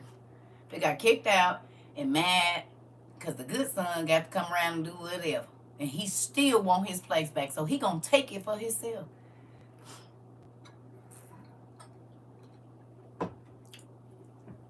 You hear me? He gonna take a place that he had. And he could have kept his place if he knew his place. But since he didn't know his place, he lost his place.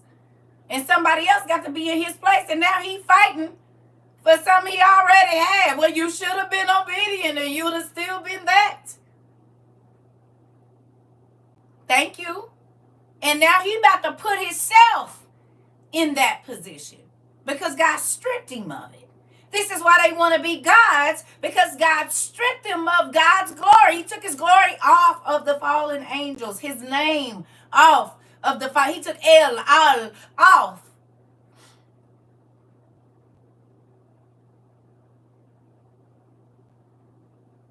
Raphael is just Ralphie.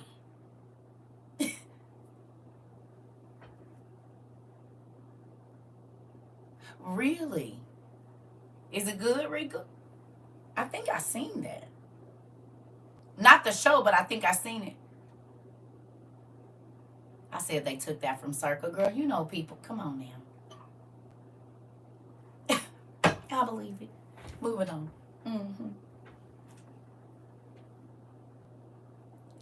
We put the world on. God used us. Come on, let's keep going.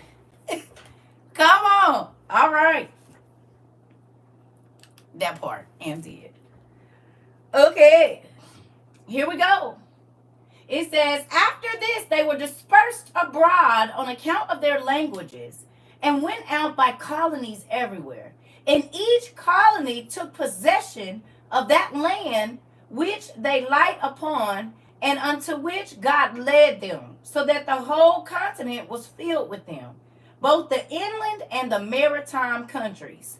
What is a maritime country? An island, right?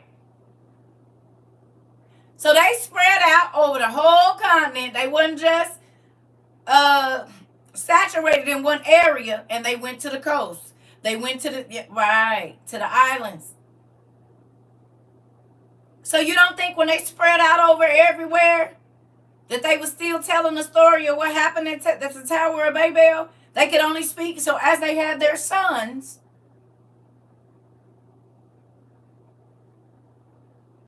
okay, when they had their sons and their daughters, what was the story they told? They told how they got there. And over time, that person that started that area,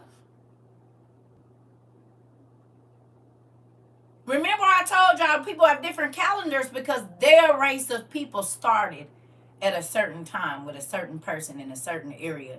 And a lot of this was after God had scattered them over the earth. Just like if we go in the country somewhere or go out to undiscovered land and we make that a city in 1800, it don't mean that the city, that time started in 1800. It means that's when that place or that race or region of people started to multiply there.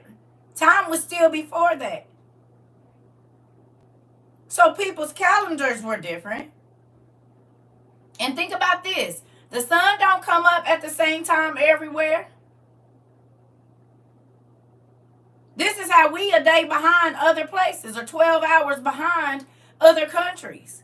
When it's turning the 25th for us, they going on the 27th. So even in that, there's a time discrepancy. By what time your sun come up where you at. So I could argue somebody down that it's not the 25th, but it could be the 25th where they at. It's the 24th. But I can't say, it's not the 24th. It's not the 25th. It's only the 20th. How you going to tell me? Because where they at is the 25th. Y'all don't think that happened with time? Gives the meaning to time travel. You do realize that we time travel every time we get on a plane, right?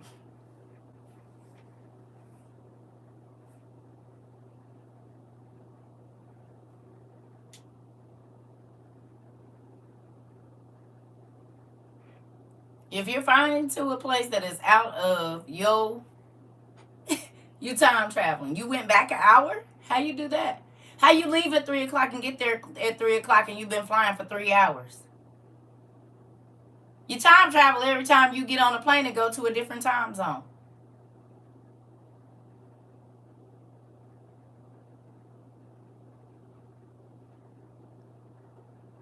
If I leave Indy and go to Arizona, I can leave at 12 and get to Arizona at 12 because it's a 3-hour flight, 2 hours and 45 minutes.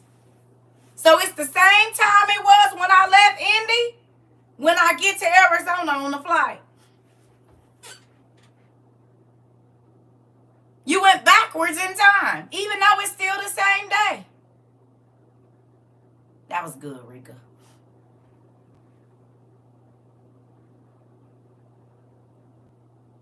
How I leave and it's 12 and I get to AZ and it's 12. So then when it gets to 6, I'll be like, oh, I'm tired. Because in my time zone, it's 9 o'clock. Out here, it's only 6. So you have to adjust to the time zone because the sun going to come up later where you at. So you going to get up earlier.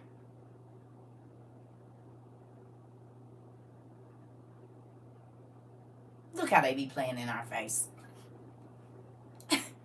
So if somebody say you believe in time travel and you say no, so you never flew from the East Coast to the West Coast? Never? You didn't time travel too? You said my head, yes, this is mind blowing. We never even thought about it. Yeah, it's a real thing.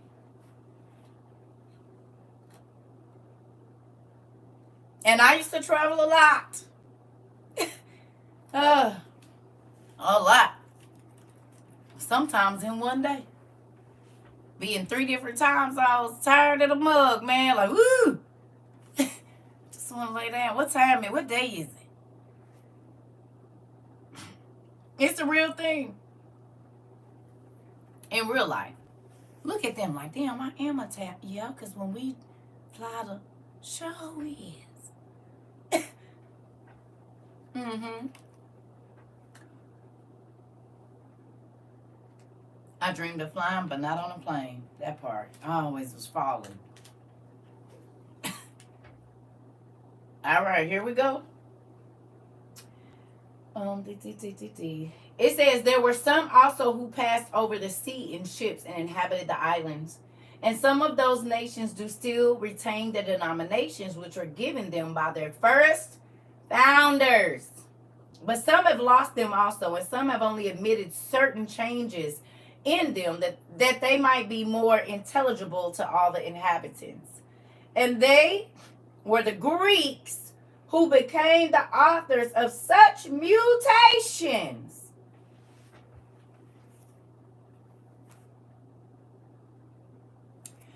So the Greeks maintained most of the information, but they mutated the truth.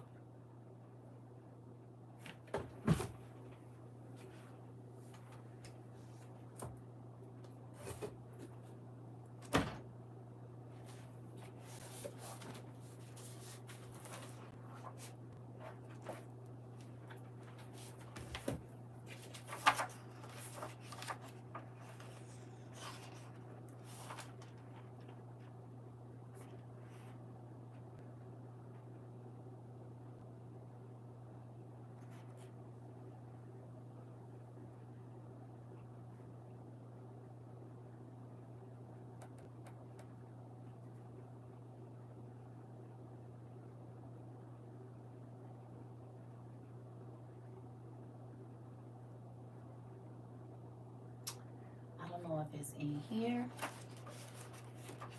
Which one of my books is in? Oh, I think it's in this one. Hold on, y'all. Let me look real quick.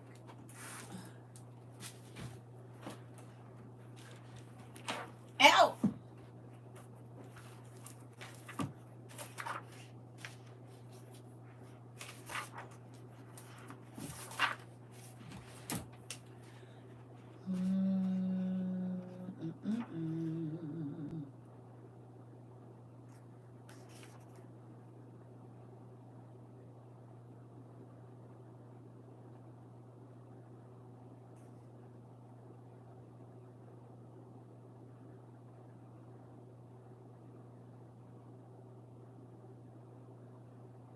$90.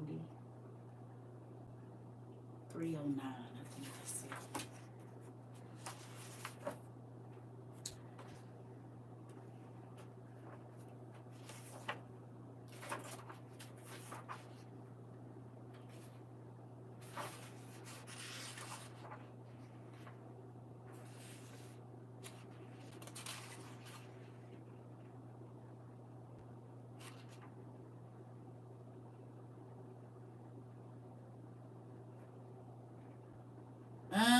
Here we go.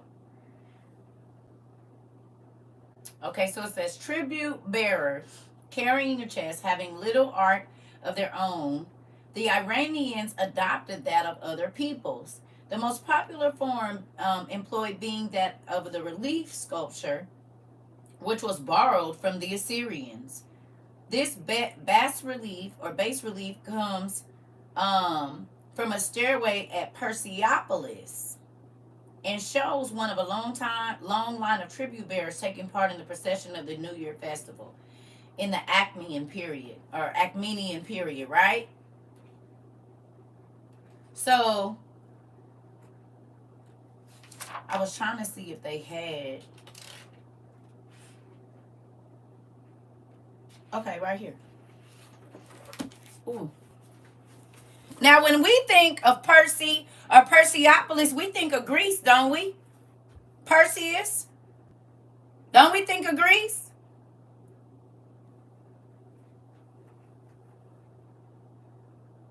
Right? When you think of Persepolis, you think of Greece, right? No.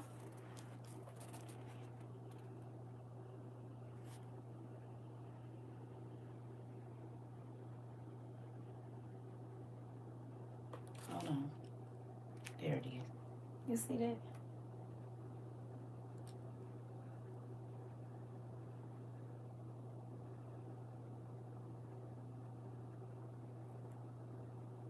The Achaemenids and Ahura Mazda.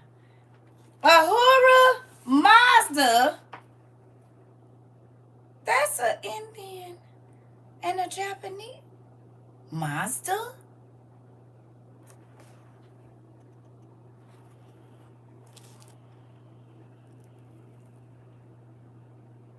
From Acme?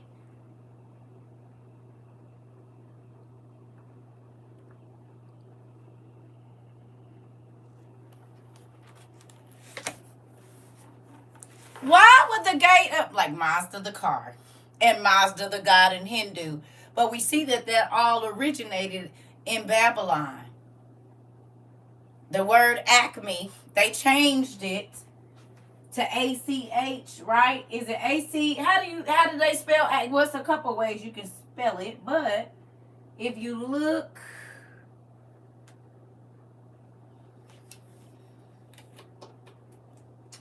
where is our book? I have a feeling it's at the top of this. Oh, Dad. Do not like being able to go straight to my things. Where are you?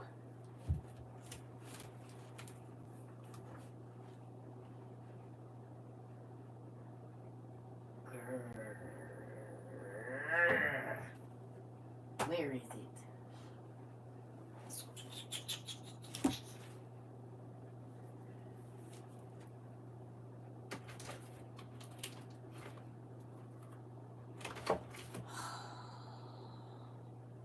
My family did this to me. If y'all ever see them, can you just thump them for me, please? Because I got a family that be buying me too much stuff because they don't want me to know how to buy my stuff. Where is my book? This makes no sense. I don't know where my stuff is. Where is my freaking book? Oh, Jesus. And it's probably stuck right here in my face somewhere.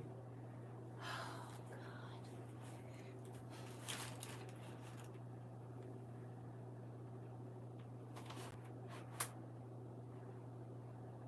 Ah!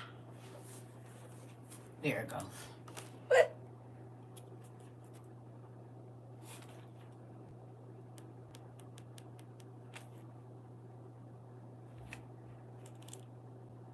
Like Perseus from Persia?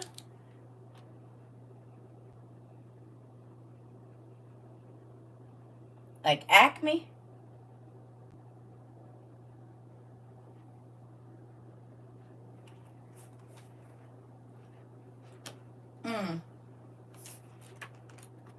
Trying to see if I can find the Gate of Perseus.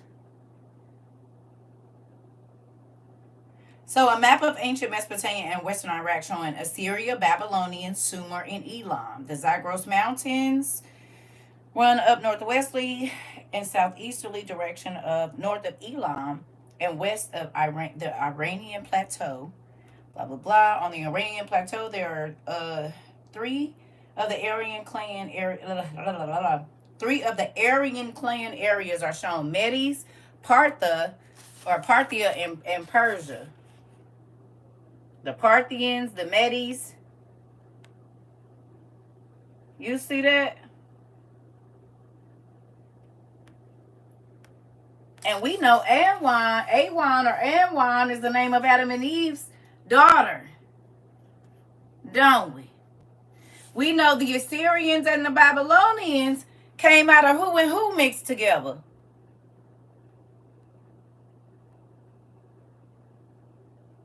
Was it Abraham? Abraham?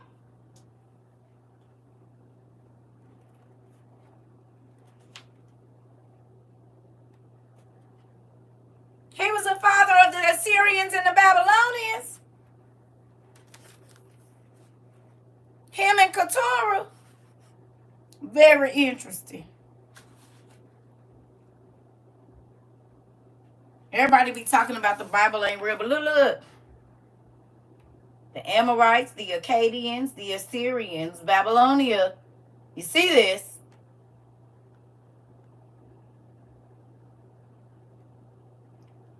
The Amuru people.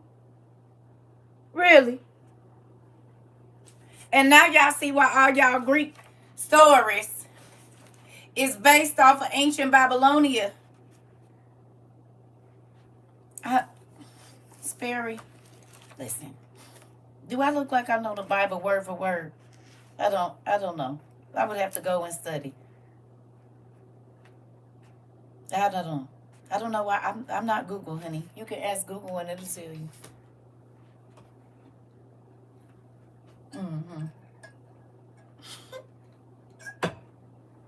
I don't even know that scripture by heart. I don't know. Because I don't just read the Bible. I don't just read that. So, I don't memorize scripture anymore.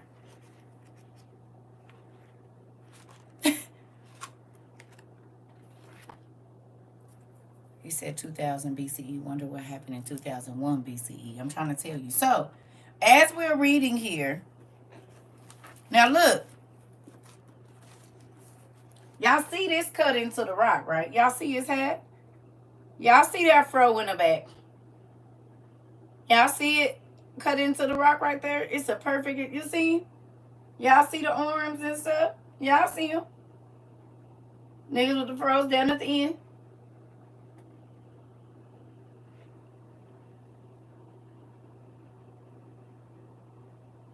You can see it clear.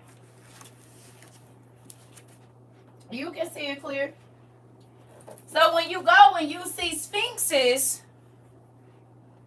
in Rome, and you know that the Greeks are the ones that started changing the stories and with the mutating them. This is why when you go see the Maccabees, Maccabees, it show white folks. And when you go look Mecca, like MEQ, it show you people that look like Ethiopian priests, who we know ain't putting no pork nowhere in their mouth.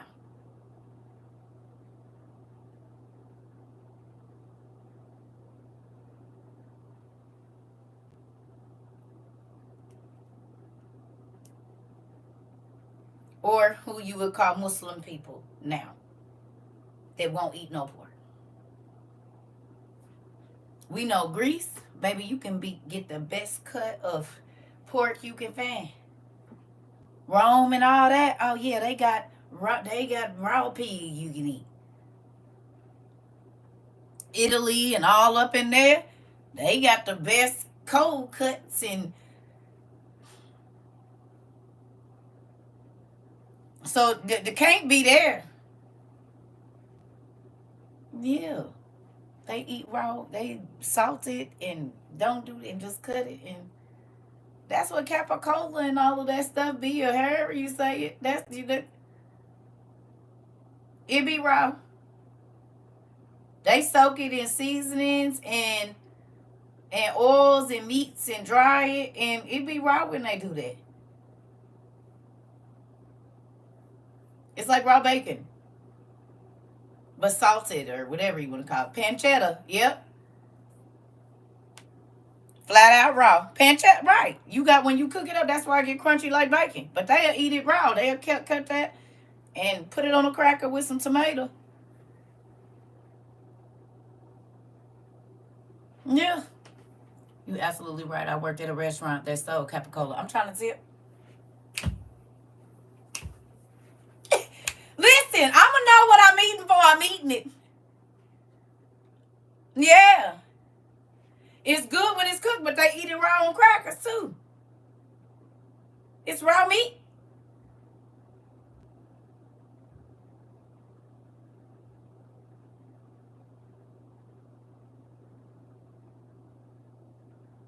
It's like raw bacon. So when y'all see the pancetta rolled up, or I can't is it pancetta that's rolled up in it with the mozzarella in it, and you just bite that, and they sell them now like a 5-pack. That's raw pork. Oh, prosciutto raw too. Prosciutto is raw too.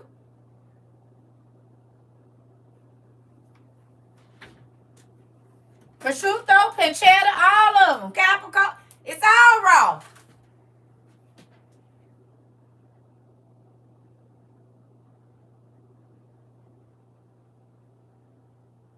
It's all raw pork. I'll be back. I'm going to let that sit with y'all. Look at y'all, didn't even know you was eating raw meat. Oh, the white folks then got chunk in. Damn it. They got y'all eating bloody steaks and stuff, and then you didn't even know you was eating raw pork. Ah!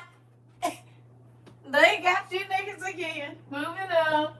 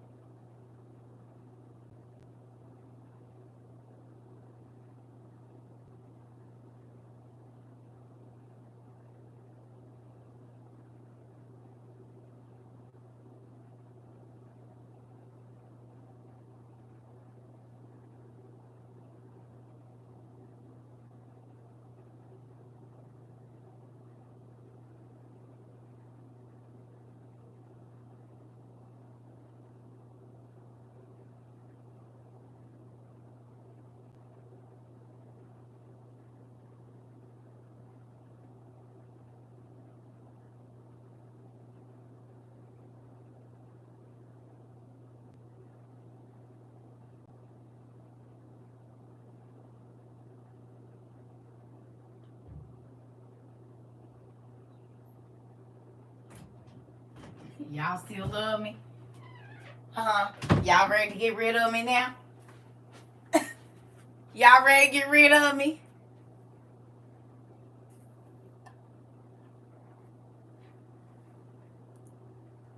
Yeah.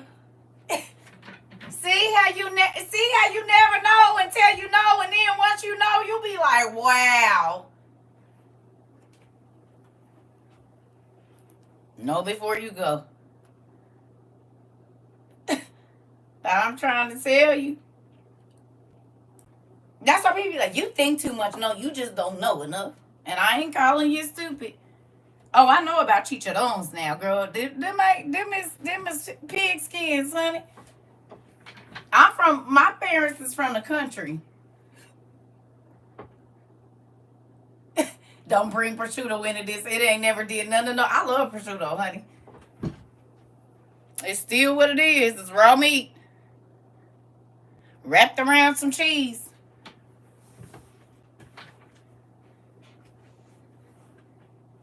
Right, tartare too, right. Tuna tartare. You just put some lemon juice on and talk about this, then cooked it. The hell is wrong? Beef tartare. You eating raw meat?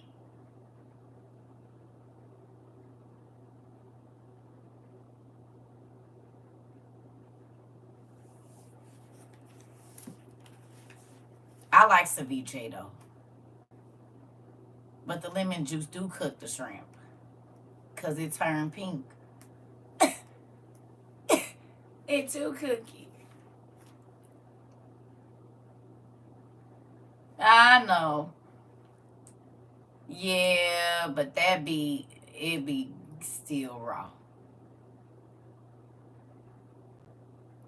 I like to cook ceviche though, not the other one. Yeah.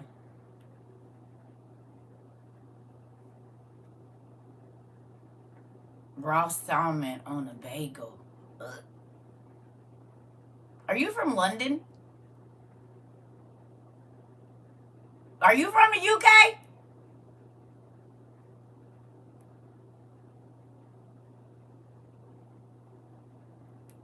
No? I ain't eating no raw salmon. Salmon, however, I'm not eating that. Right, everybody. Oh, lox is smoked. It's not raw. Okay, I'll try that. If it's raw, I ain't eating it. I eat raw veggies. Smoked salmon. Okay, that's different.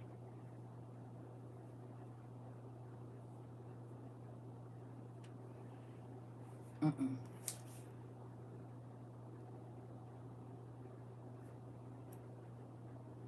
Y'all can have it. We're moving on. We're gonna move on. We're not talking about no more raw meat because then somebody gonna be talking about how bloody they like their steak and I'm gonna vomit. Okay, moving on. Come on. All right, we're moving on. So, but some have lost them also, and some have only admitted certain changes in them, that they might be the more intelligible to the habitants, and that they were the Greeks who became the authors of such mutations. For when in after ages they grew potent, they claimed themselves the glory of antiquity.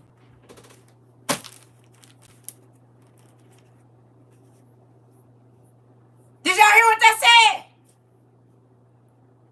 They mutated it in the Greeks. Said that they were the people that God chose as the dominant race. We're going to read that again and listen. First of all, they had to make it intelligible to the inhabitants. What does intelligible mean?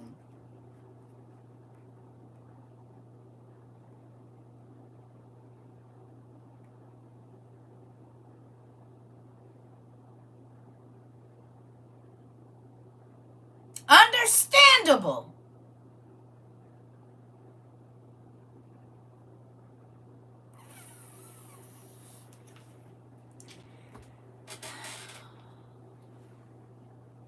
Y'all want to know what that's the equivalent to now?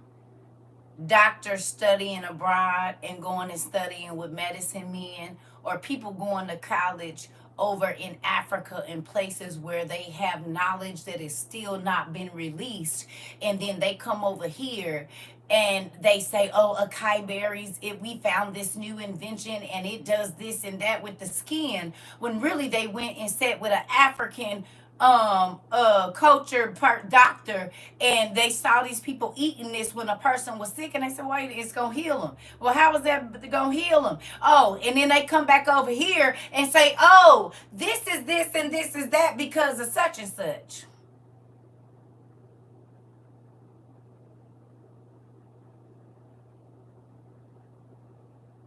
Okay, it's a new discovery, but they've been doing it forever. Right. Greek herbalists went to Egypt. Exactly. Everybody goes to Africa for the answers. Africa got all the answers. The only reason they the sickest people in certain areas on the planet is because people went in there and took all their resources and took them back to their countries. Every answer you need to heal your body is in the first place.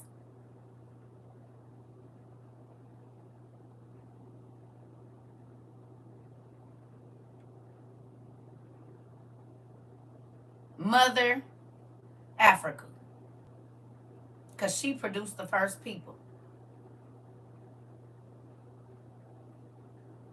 That's why black women have the Eve gene to produce every race of people you see, and she's the only woman on the planet that can do it. And yet we are hated above all. Don't ever talk to your mama like that.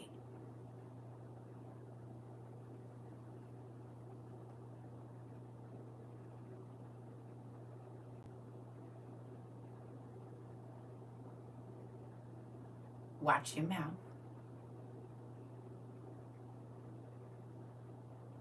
I can have a pure white baby with blonde hair and blue eyes with a black man. I can have an Asian baby with a black man. I can have a Spanish baby with a black man. I can have a Turkish looking baby, an Indian baby with a black man. I could do that if I chose to open this womb back up. I don't need an Asian man to do it. I don't need a white man to do it. I don't need a Spanish man to do it. I don't need a Russian man to make an original Russian baby, because the original Russian babies came out of me. It's a fact.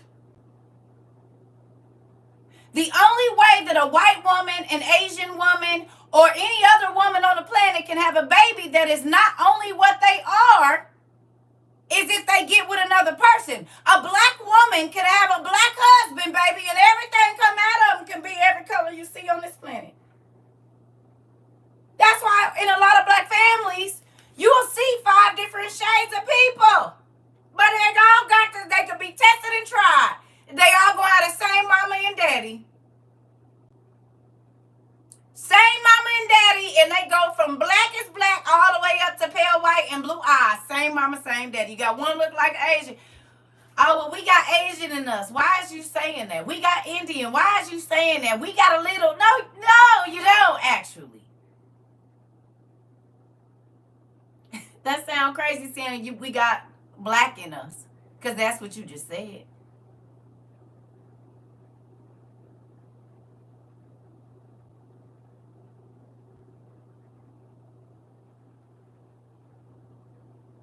You mean all colors are in black?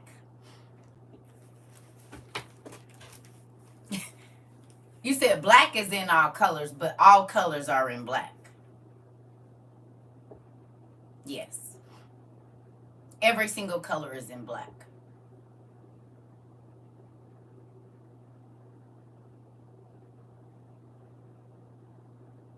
And this is why the further that they got out of Africa, they got lighter and their hair grew longer, because God made your body to adapt to its surroundings. Like when you move to the West Coast from the Midwest or the East, your blood thins out. You don't need all that fat in your blood because it's not cold. So over time, everybody start to look tan. I can take my mama family for example. When my mama and her brothers and sisters all moved out there was not one light-skinned person among them. But the generations that have come out of me and my brothers and my cousins, it's all me or lighter. But when they was in the South, everybody was black with big noses and tightly curled and coiled hair for the most part, because they was working in the sun, and so their bodies adapted, and so that hair had to absorb that sun,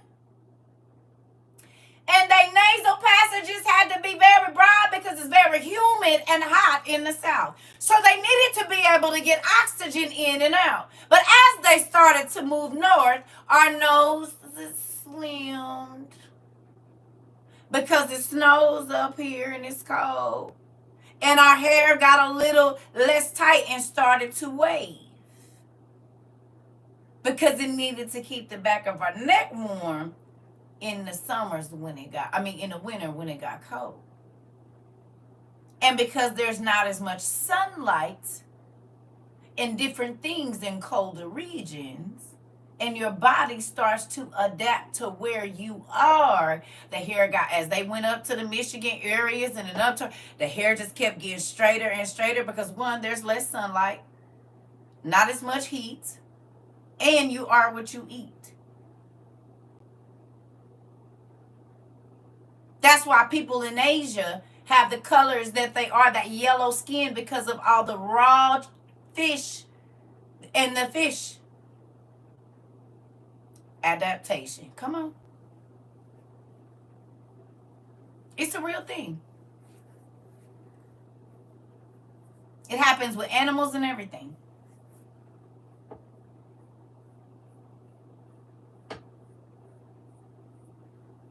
That's why so when I lived in Arizona, when new builders were coming to Arizona, once it started to expand, because when I moved to Arizona, it was crazy. It was desert country city. It was crazy. Like, it wasn't really nothing past 80th Avenue. If you had to go past 80th Avenue, right, it was from like 80th Avenue to like 200 and some Avenue, it wasn't nothing. And then they had the wildlife zoo out there in a little city around where the wildlife zoo was. But there was no houses or no stores, no gas stations, no nothing. God forbid you break down out there, especially in that time, because it was only them. It was scary out there, like dirt roads and nothing but desert. Now, from 80th Avenue to 300 and some Avenue, is houses, malls, everything, because they built a new stadium out there.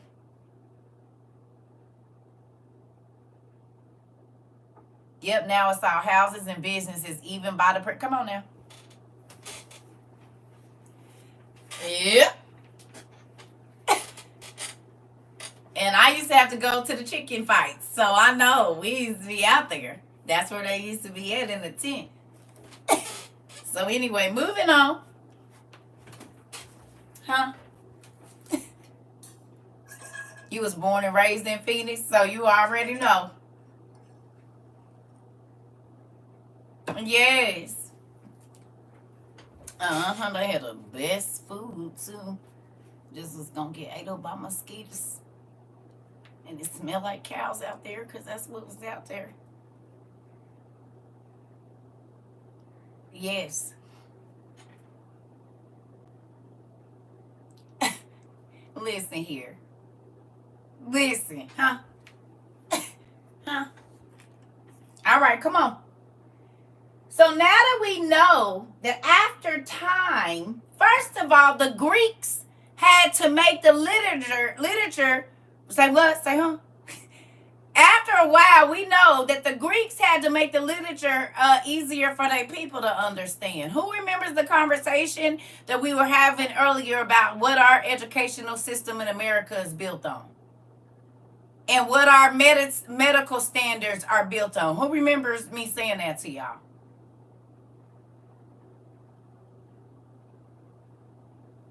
This started all the way back when. So what I talked to y'all about earlier started with the Greeks. They had, and I hate to say, they had to dumb it down because they couldn't understand. Who thinks that's still happening?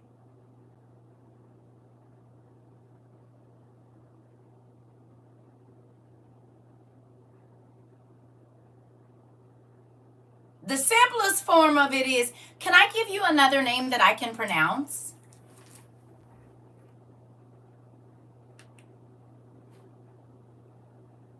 The simplest form of that in America is, can I give you a name that I can pronounce?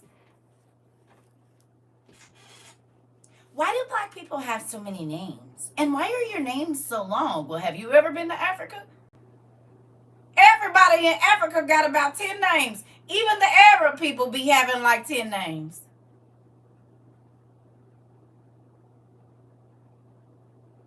Am I wrong?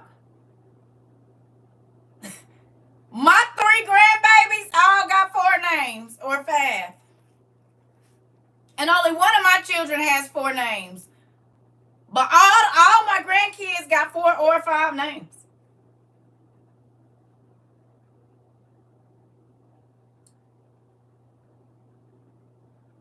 How many names y'all kids got?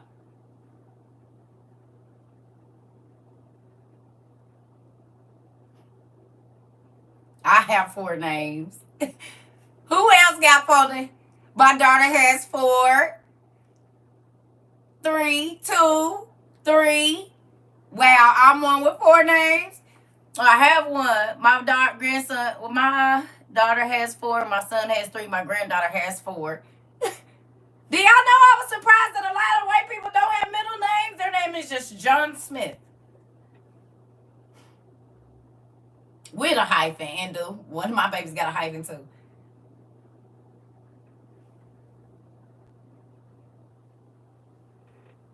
A lot of white people don't have a middle name. Their first name is John David and then Smith.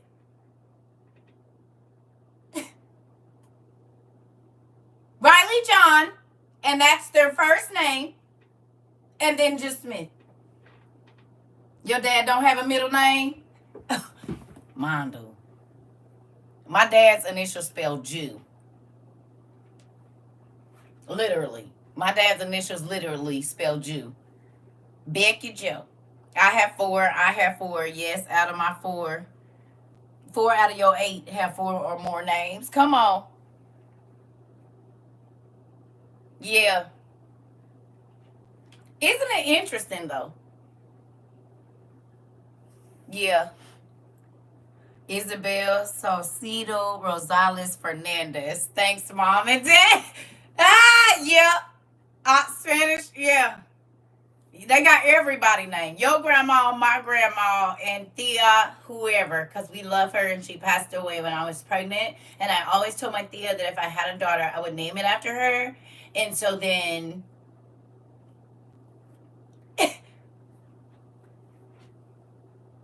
yeah. We gotta name him after his abuela and my abuela and the abuela and then, or abuelita. Yeah, Your mom did have a, yes, baby. And that's how they is. You name them after your favorite cousin and your favorite auntie or uncle. Like my son is named after my brother, who's named after my uncle, who's named after my granddad. All the aunts. Like everybody had the name Marie in my family because somebody in our family had the name Marie and everybody wanted their daughter to be like her, so they put Marie in the middle of her name. Or Nicole. That was another name in my family that all the, you know what I'm saying? And then I even have some people that have my middle name. It's a few of them named after me. Yeah, my mom's middle name is Marie.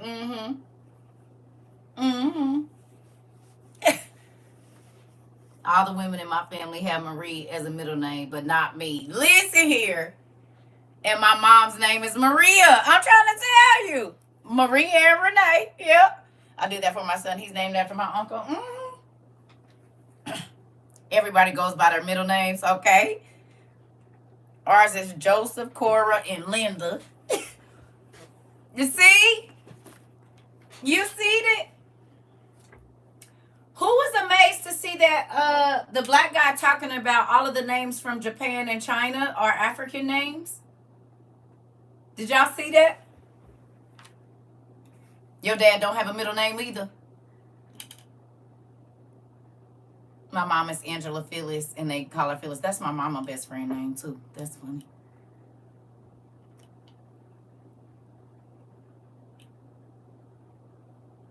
Was Africa and Asia split? I don't know if it was split, but they just went there, and they kept their names. Like you can, if you look up the original Russians, they dark. And if you notice the hat that the people wear in Judaism looks exactly like a lot of the hats that the original Russians used to wear.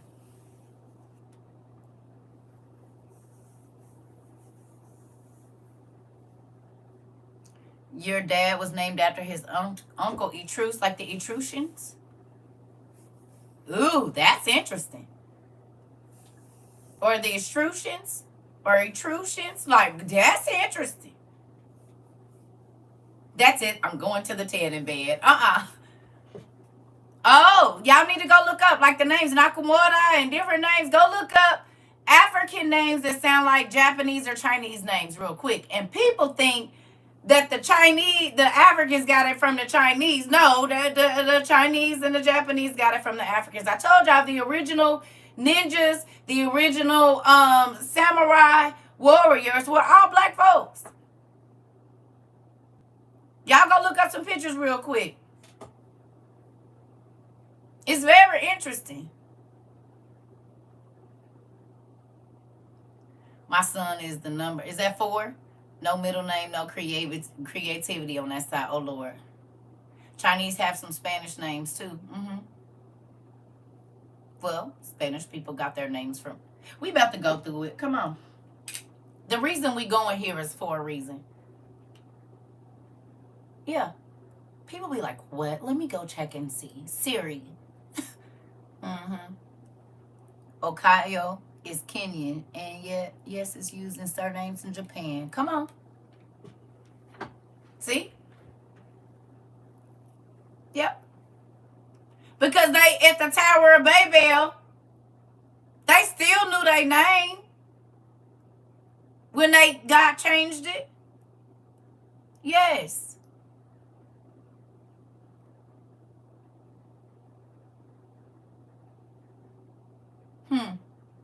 My birth grandfather was Cuban and my grandma was Cuban, but my dad got adopted. Okay.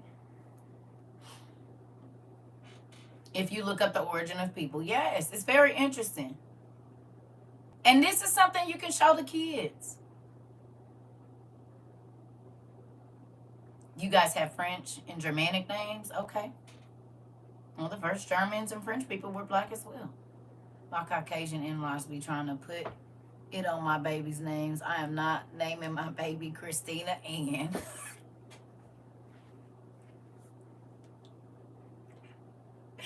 Rebecca Jane.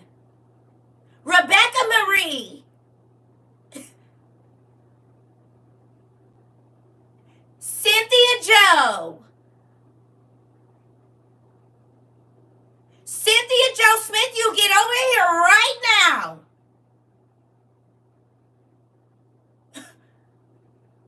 If they can't pronounce it, it's too damn bad. Hilarious. Teach them people how to pronounce them babies' names. Oh, listen. Yes, honey. Girl, some black folks marry their cousins, too. That's the thing. That's in every culture. Listen. Circle must be stopped. Listen here. You get over here now. I'm not going to tell you.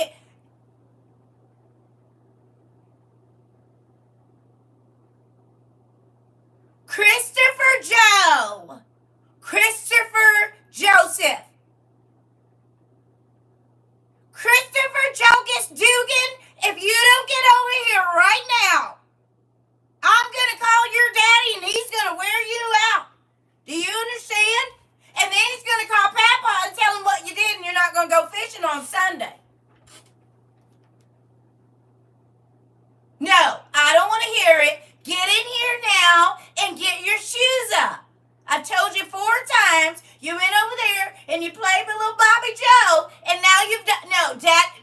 call your dad. Get your Jesus. Help them, Lord. Listen here. That part. My father's maternal line is the name Alexander Mayer, who married Helen, a free woman of color in Jamaica. Okay. Listen here. I do know from experience. I told you I had a lot of white friends growing up. I went to an all-white school. They had sleepovers. And that's when I first learned that people just eat macaroni as dinner. Sometimes they'll have ham chopped up in it, and there's nothing else. A glass of milk. I said, this is a side. We're going to have dinner. We're going to have ham, mac.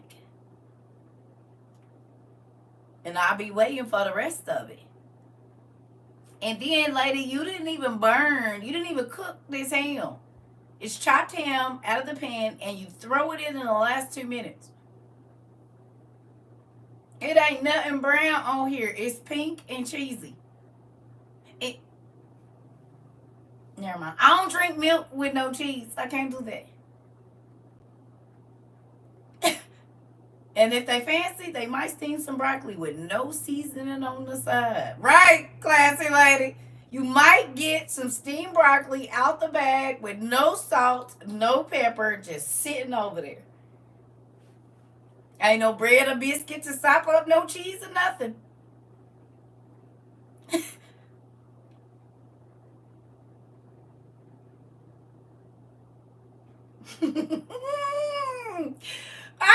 And mind you, I can cook at 9 and 10.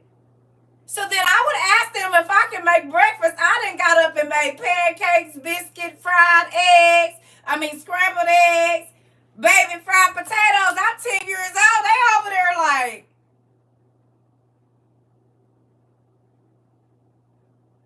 you did this? Yeah, because I knew you was about to try to give us a bowl of oatmeal in it with no sugar and no butter. I can't do that.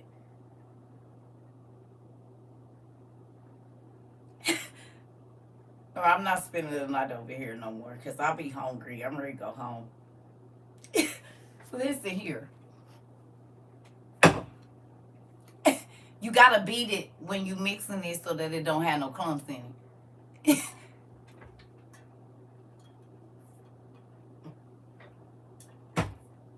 Those are not supposed to be in here. Girl, listen here. Can she spend the night at my house next time? Right, Angel? Can she come over to my house next time? Listen here. Y'all, and I'm not trying to be funny. I'm just telling y'all what I experienced. And I used to be like, this is crazy. Yeah, take that pot of meat and spread it on a sandwich and give it to me. And I'm like, where's the rest of it? This is not a sandwich. You was not supposed to take Vienna sausage and smash them up on those sandwich and give it to me with a little pickle on there.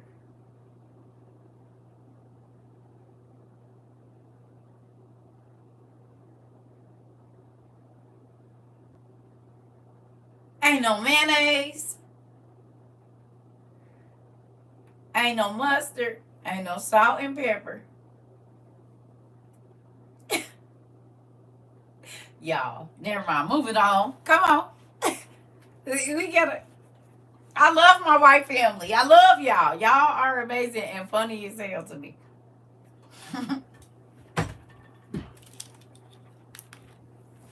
All my white family in here, I absolutely love y'all. But just like I pick on everybody else, I'm picking on y'all today. Sometimes it's the country bumpkins. Sometimes it's my Spanish folks. Sometimes it's the niggas. And we're going to pick on everybody. We're going to be fair around here. Now, let me go make me something to drink. I'll be right back. We're going to pick on everybody. We are not going to play favorites. I promise you.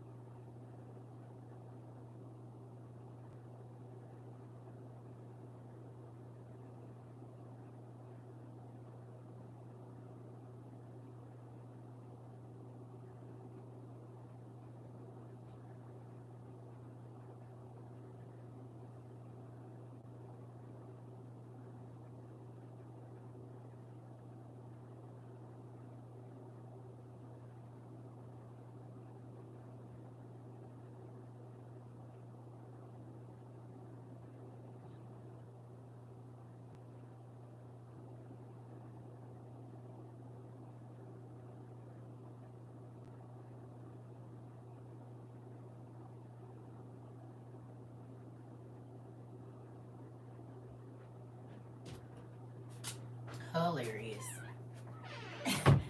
I hope I don't be offending nobody. And if I do, Lord forgive me. Because they won't ever. Here we go. Hey. All right, let's get going. But you know we be having to have our interludes. Listen. All right. So now that we know that the Greeks mutated the truth and made themselves be the people of old, what other book that we got that's big and green say that? I just want to make sure we looking and seeing the right thing. So this is why I could believe it when I got this book years after reading that. And I'm going to show it again because it just makes everything else fall in line. So if somebody asks you, if you read this to them and you say that the Greeks mutated the truth, and it was in the beginning of the world that they did this, right? They kept the stories, but they mutated who the actual people were, right? And they're like, oh, I don't believe that. That's the Antiquities of the Jews. So the Antiquities of the Jews says the same thing that this book says right here. Right here. That the Assyrian and Babylonian kings is who all of the Greek and Roman mythology is talking about. So that solidifies. So if you were going to teach somebody this, or you were going to try to show them that what you're saying is true, instead of going into the internet, you could go right here to these two books. You could get Josephus, what we just read right there, and you can get this book and show them that. And it's like, here it is just in these two books. Shall we go further? Then you can start looking at pottery and different things like that. Now you understand why it was such a big deal in the early 1900s or late 1800s when they finally did get access into Egypt and they were doing their research and they started painting over the original hieroglyphs. Y'all remember this? To make them lighter. You remember they got caught doing this kind of stuff, and it was a whole issue about them editing the hieroglyphs and taking off their noses, damaging their facial and whatever you call it. Is it the phenotype of how they noses look? This is why a lot of the sculptures don't have noses or lips, because then when I reconstruct it, I can reconstruct it with a smaller nose and less fuller lips. And then they do their own rendition or own makeup of what they think they would look like, and they always don't look ethnic. Well, it all started right here. This is where it started in this book right here. They started to mutate the truth. That's basically what that says, is that the Greeks started to mutate the truth. So they remember when I told you for all the cities that they have pretty much in Africa, they have in Greece and in Rome, they have the same. They're all Alexandria and all of this. That's why. That's why. They kept the stories, but mutated the truth.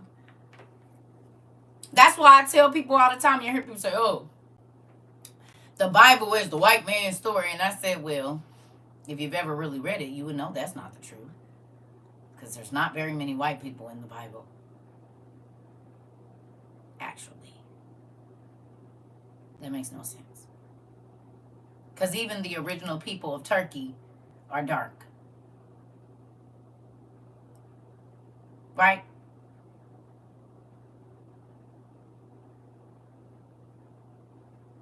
You said Alexander the Great is it mentioned in the Apocrypha? That's why they removed it. Wow. They removed it for a few reasons. Because it tells that Rome is really not who they is. That's okay. We got to read about it now in the Antiquity of the Jews. Come on. All right. So it says, and some of those nations do still retain the denominations which were given them by their first founders, but some have lost them also, and some have only admitted certain changes in them that they might be the more intelligent, that they might be the more intelligible or understandable to the inhabitants. And they were the Greeks who became the authors of such mutations. For when in after ages they grew potent, they claimed to themselves the glory of antiquity, giving names to the nations that sounded well in Greek, that they might be better understood among themselves, and setting agreeable forms of government over them, as if they were a people derived from themselves.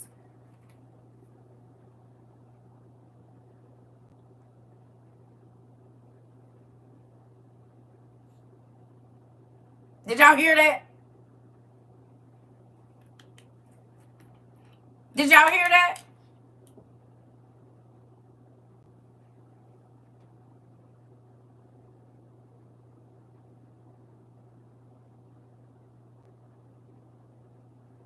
They changed the names so that the people could understand, because they couldn't read and write like the people in Africa. After a while, after the ages passed, we know this. Y'all remember when the Moors went through the United Kingdom and over there and started all the amazing schools you see now, the schools of medicine and the schools of arts? The Moors did that. White folks was still living in the house with their cows and chickens and stuff. They was living in the house. They taught them about keeping livestock out of the home. Y'all see it in the movies about Britain just in the like 1900s. They had chickens flying around in the house. There's meat dripping down on the floor and the baby crawling around in there. Cows looking through the window, licking on the meat. And pooping right there. Right. They taught, right. That's how they got the Black Plague, biting in the rats and stuff. They had just pick up, and they had it was for real poop in the streets. That's why I remember when I told you, I said, I'm not trying to be funny. But if you always look like, and most times when you saw a black person in Britain in movies, they were well distinguished. But when you saw the white folks,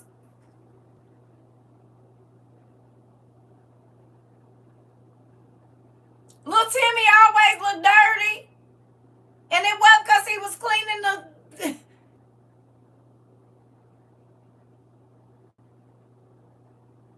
Their fingernails would be dirty. The bottom of their clothes would be dirty. And once I found out that there was poop and not mud in the streets, that's why they was always sloshing around.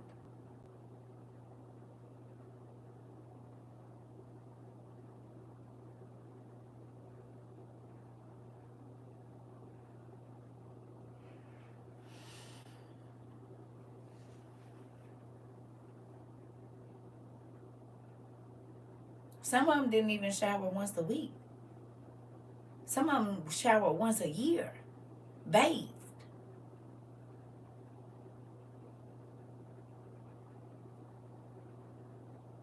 And they said they made them big old dresses so they could just poop right where they... Moving on. We're moving on. Okay. Oh, Jesus.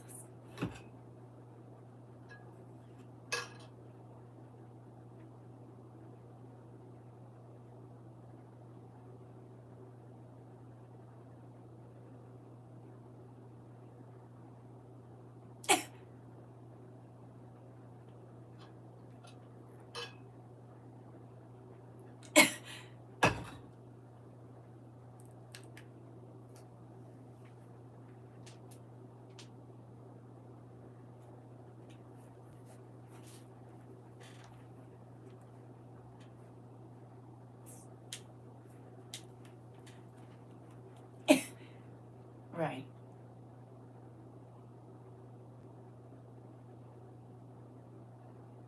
Somebody come get me, please. Listen, moving on. All right. So when you used to see Big Mama, and they used to make it in the old-fashioned cartoons, the Angel Mama, and she would have the white folks in the big pot, They tried to make it like folks was gonna be eating them. You couldn't come in their village if you was dirty.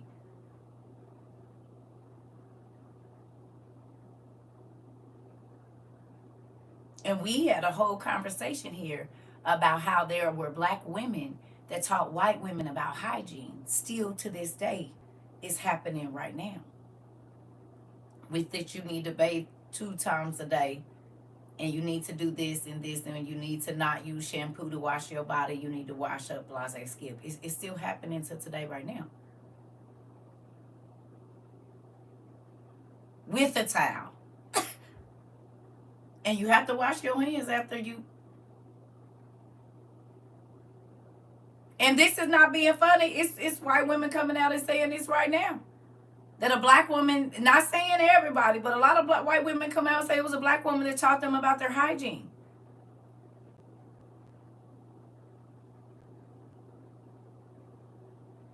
Can I ask you a question? Who was raising white kids 60 years ago?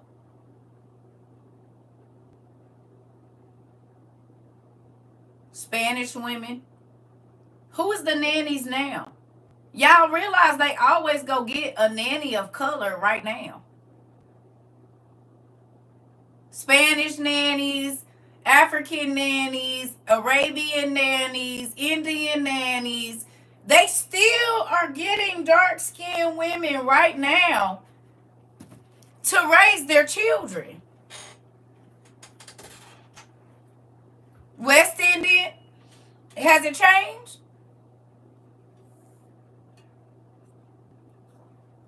Your mom is a nanny. Come on.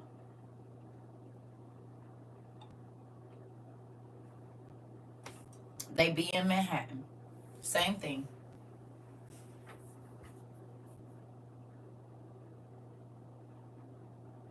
Nothing has changed.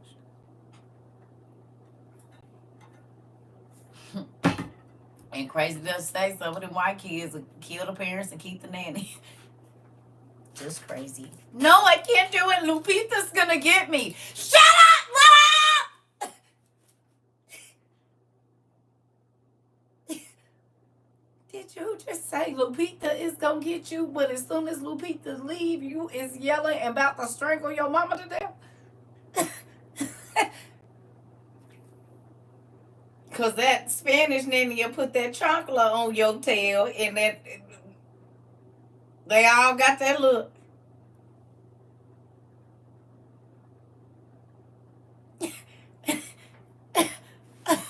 Listen, Lupita's gonna get me. No, Mom, don't tell her I got in trouble at school. She's gonna get me. Miss Maria's gonna get me. I cannot do that. No.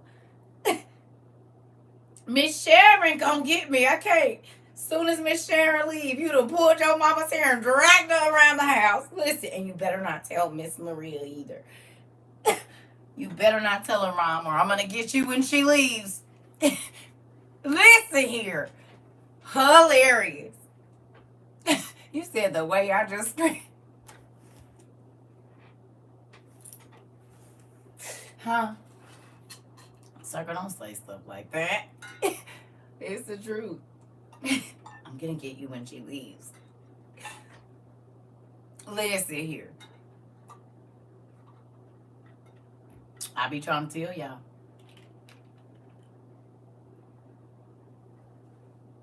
I be trying to tell y'all. So come on, let's get going. All right now? Yes. Yes. Yes. And it's not even trying to be funny or racist. It's the truth. You said you love my realness. Thank you. It's a real thing. You said I'm cleaning my spleen. Who else spleen clean? Anybody else got their spleen cleaned on this thing? I'm getting a headache too. That's crazy. I can feel my migraine coming. Good job. It's the truth though. That's why y'all laughing. Y'all know it's the truth. It is the truth. We use our manners. This book is called Josephus, but I would definitely want to tell you, if you just say, can you please tell me? My spleen is gone. Laugh out loud, my headache is bad. I know I got a headache too. All right, here we go. So look, it says, now they were the grandchildren of Noah, in honor of whom names were imposed on the nation by those the first seized upon them. Japheth, the son of Noah, had 7 sons. They inhabited so that beginning at the mountain of Taurus and Amanus, okay, they proceeded along Asia as far as the river Tanais and along Europe to Cadiz, and setting themselves on these lands which they light upon, which none had inhabited before, they called the nations by their own names. For Gomer founded those whom the Greeks know as the now called the Galatians or the Gauls. Hold on, let me go get my eucalyptus oil real quick, because this headache is coming in very quickly. Ooh.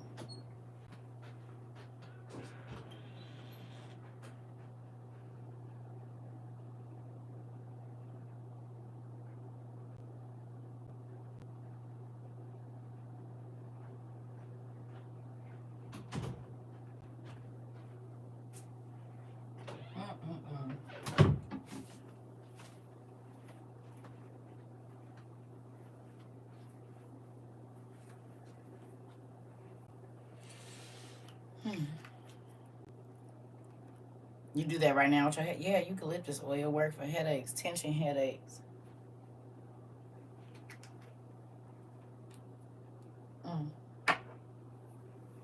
Here we go. Ooh, because you got to see the read, right?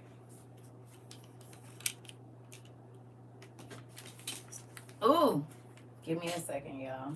It might be this light, because it's 2 different lights in here. Ooh. Hold on.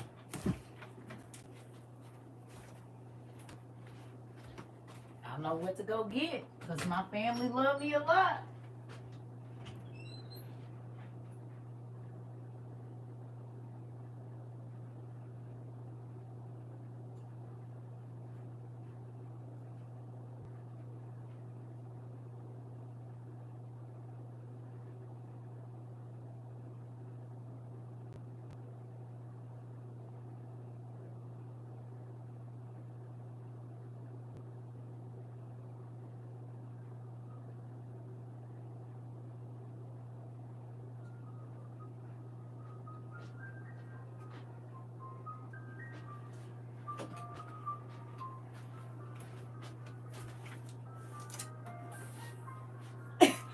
I know what to go get now.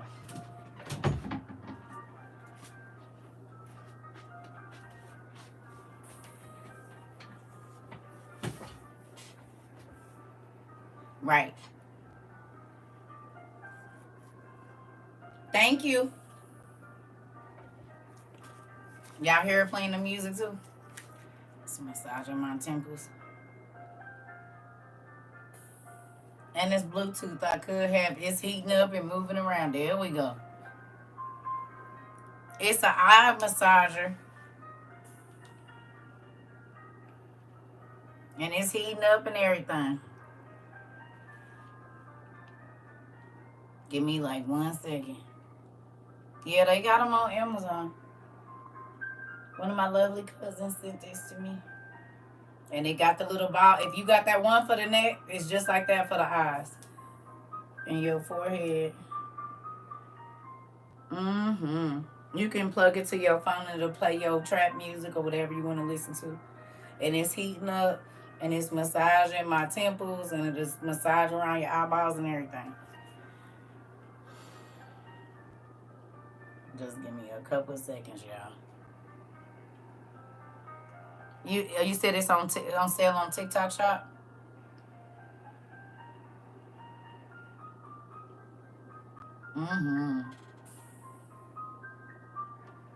Because my head, like, I can't see.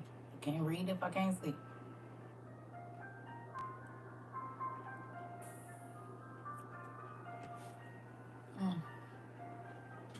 I got mine on now and it's connected. Right. That's why I was going to say, too bad I couldn't connect somebody in here so I could say, read. I ain't got to see.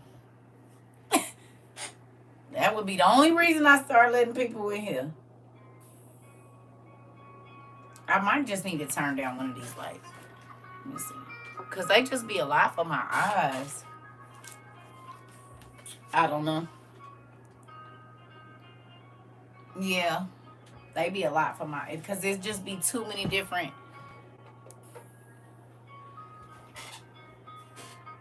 Yeah. Mm-mm-mm.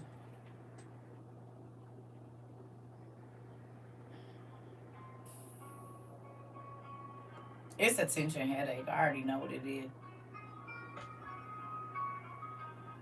No, because I don't wear my glass. It's just my eyes, y'all. I told y'all they changing.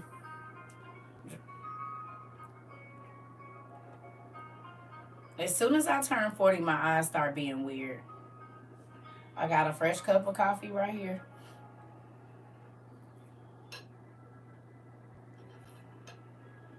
I just look at a screen a lot. Mm-hmm. All right. Here we go. So now that we know that the Galatians are the Gauls, tell me who the Gauls are, y'all. What did the Gauls do? Please. What did the Gauls do? Who were the Gauls? What are they famous for? What are they known for? Out of France. What did they do? Oh, that's a rain sound. Y'all hear it?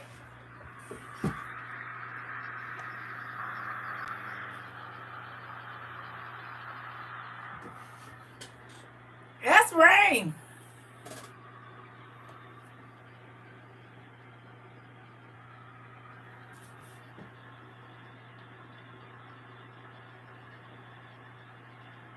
I didn't know they had that. Y'all see it going up and down?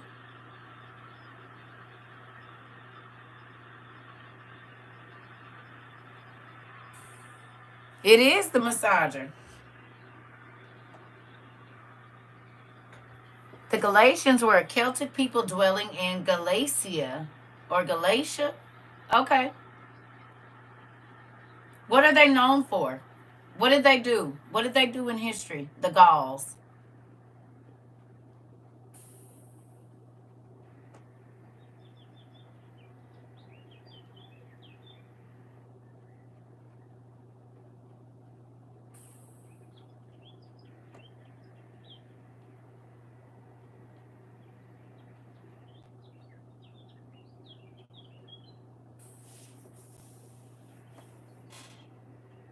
Anybody know what the Gauls were famous for? The resistance to the Roman expansion. So they had a war with the Romans. They made weapons and armor. Huh. Are the Gauls in like 300 or any of those? Like Troy, are they mentioned in any of those places? When did the Gauls come about? The Balkan Wars. What movie is about the Balkans?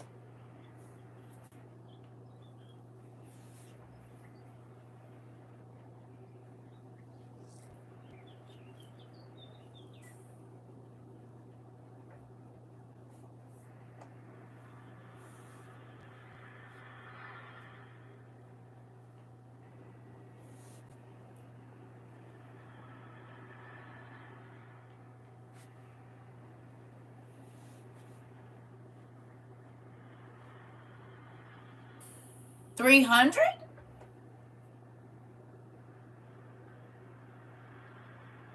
They raided Italy in 390 BC.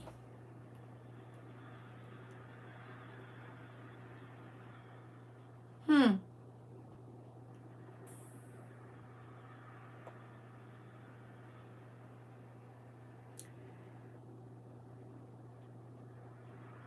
So who do you think was the Gauls in 300?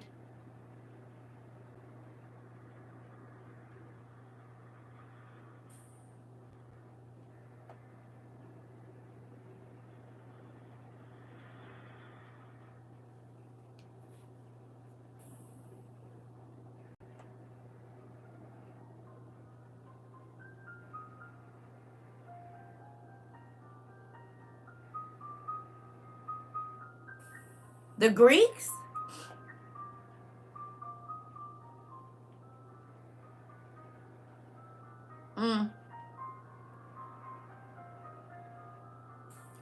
So I'm probably not going to be able to finish this class because I can't really see. But if you have this book, it goes through all of the different people who became the Medes, who became this, who became that. And now you'll understand why I know, and why, another reason of why I started to go and study all of the mythologies, because once I read this, I was like, no way. Okay? So it goes through who the Greeks were, the Scythians, Gog and Magog, the Gomerites, the people that became the people from Thebes, the Cappadocians or Cappadocians, however you say that. It goes through all of these people and who they used to be. It tells you where Noah and them went after they got off the boat. It's a very interesting thing if you go, and that's why I wanted books like this. Because then I get to go and read the stories. And if I know that they said they was the gods and they was giants and they was doing all this stuff fighting bears and stuff, okay, well. Chapter 5 in Josephus. Chapter 5 and chapter 4, 5, and 6, basically the end of 5, 4, all of 5, and all of 6. It's very interesting. Okay. Y'all gonna do some work. Josephus chapter 4, 5, and 6. Everybody got a different version, and that's why y'all go looking. I just told y'all where it is. Going on with it. If you got Josephus, you gotta go looking. It's only in the first part of the book. Come on. I love y'all. I can't. I got a headache. I'm leaving. I can't even see.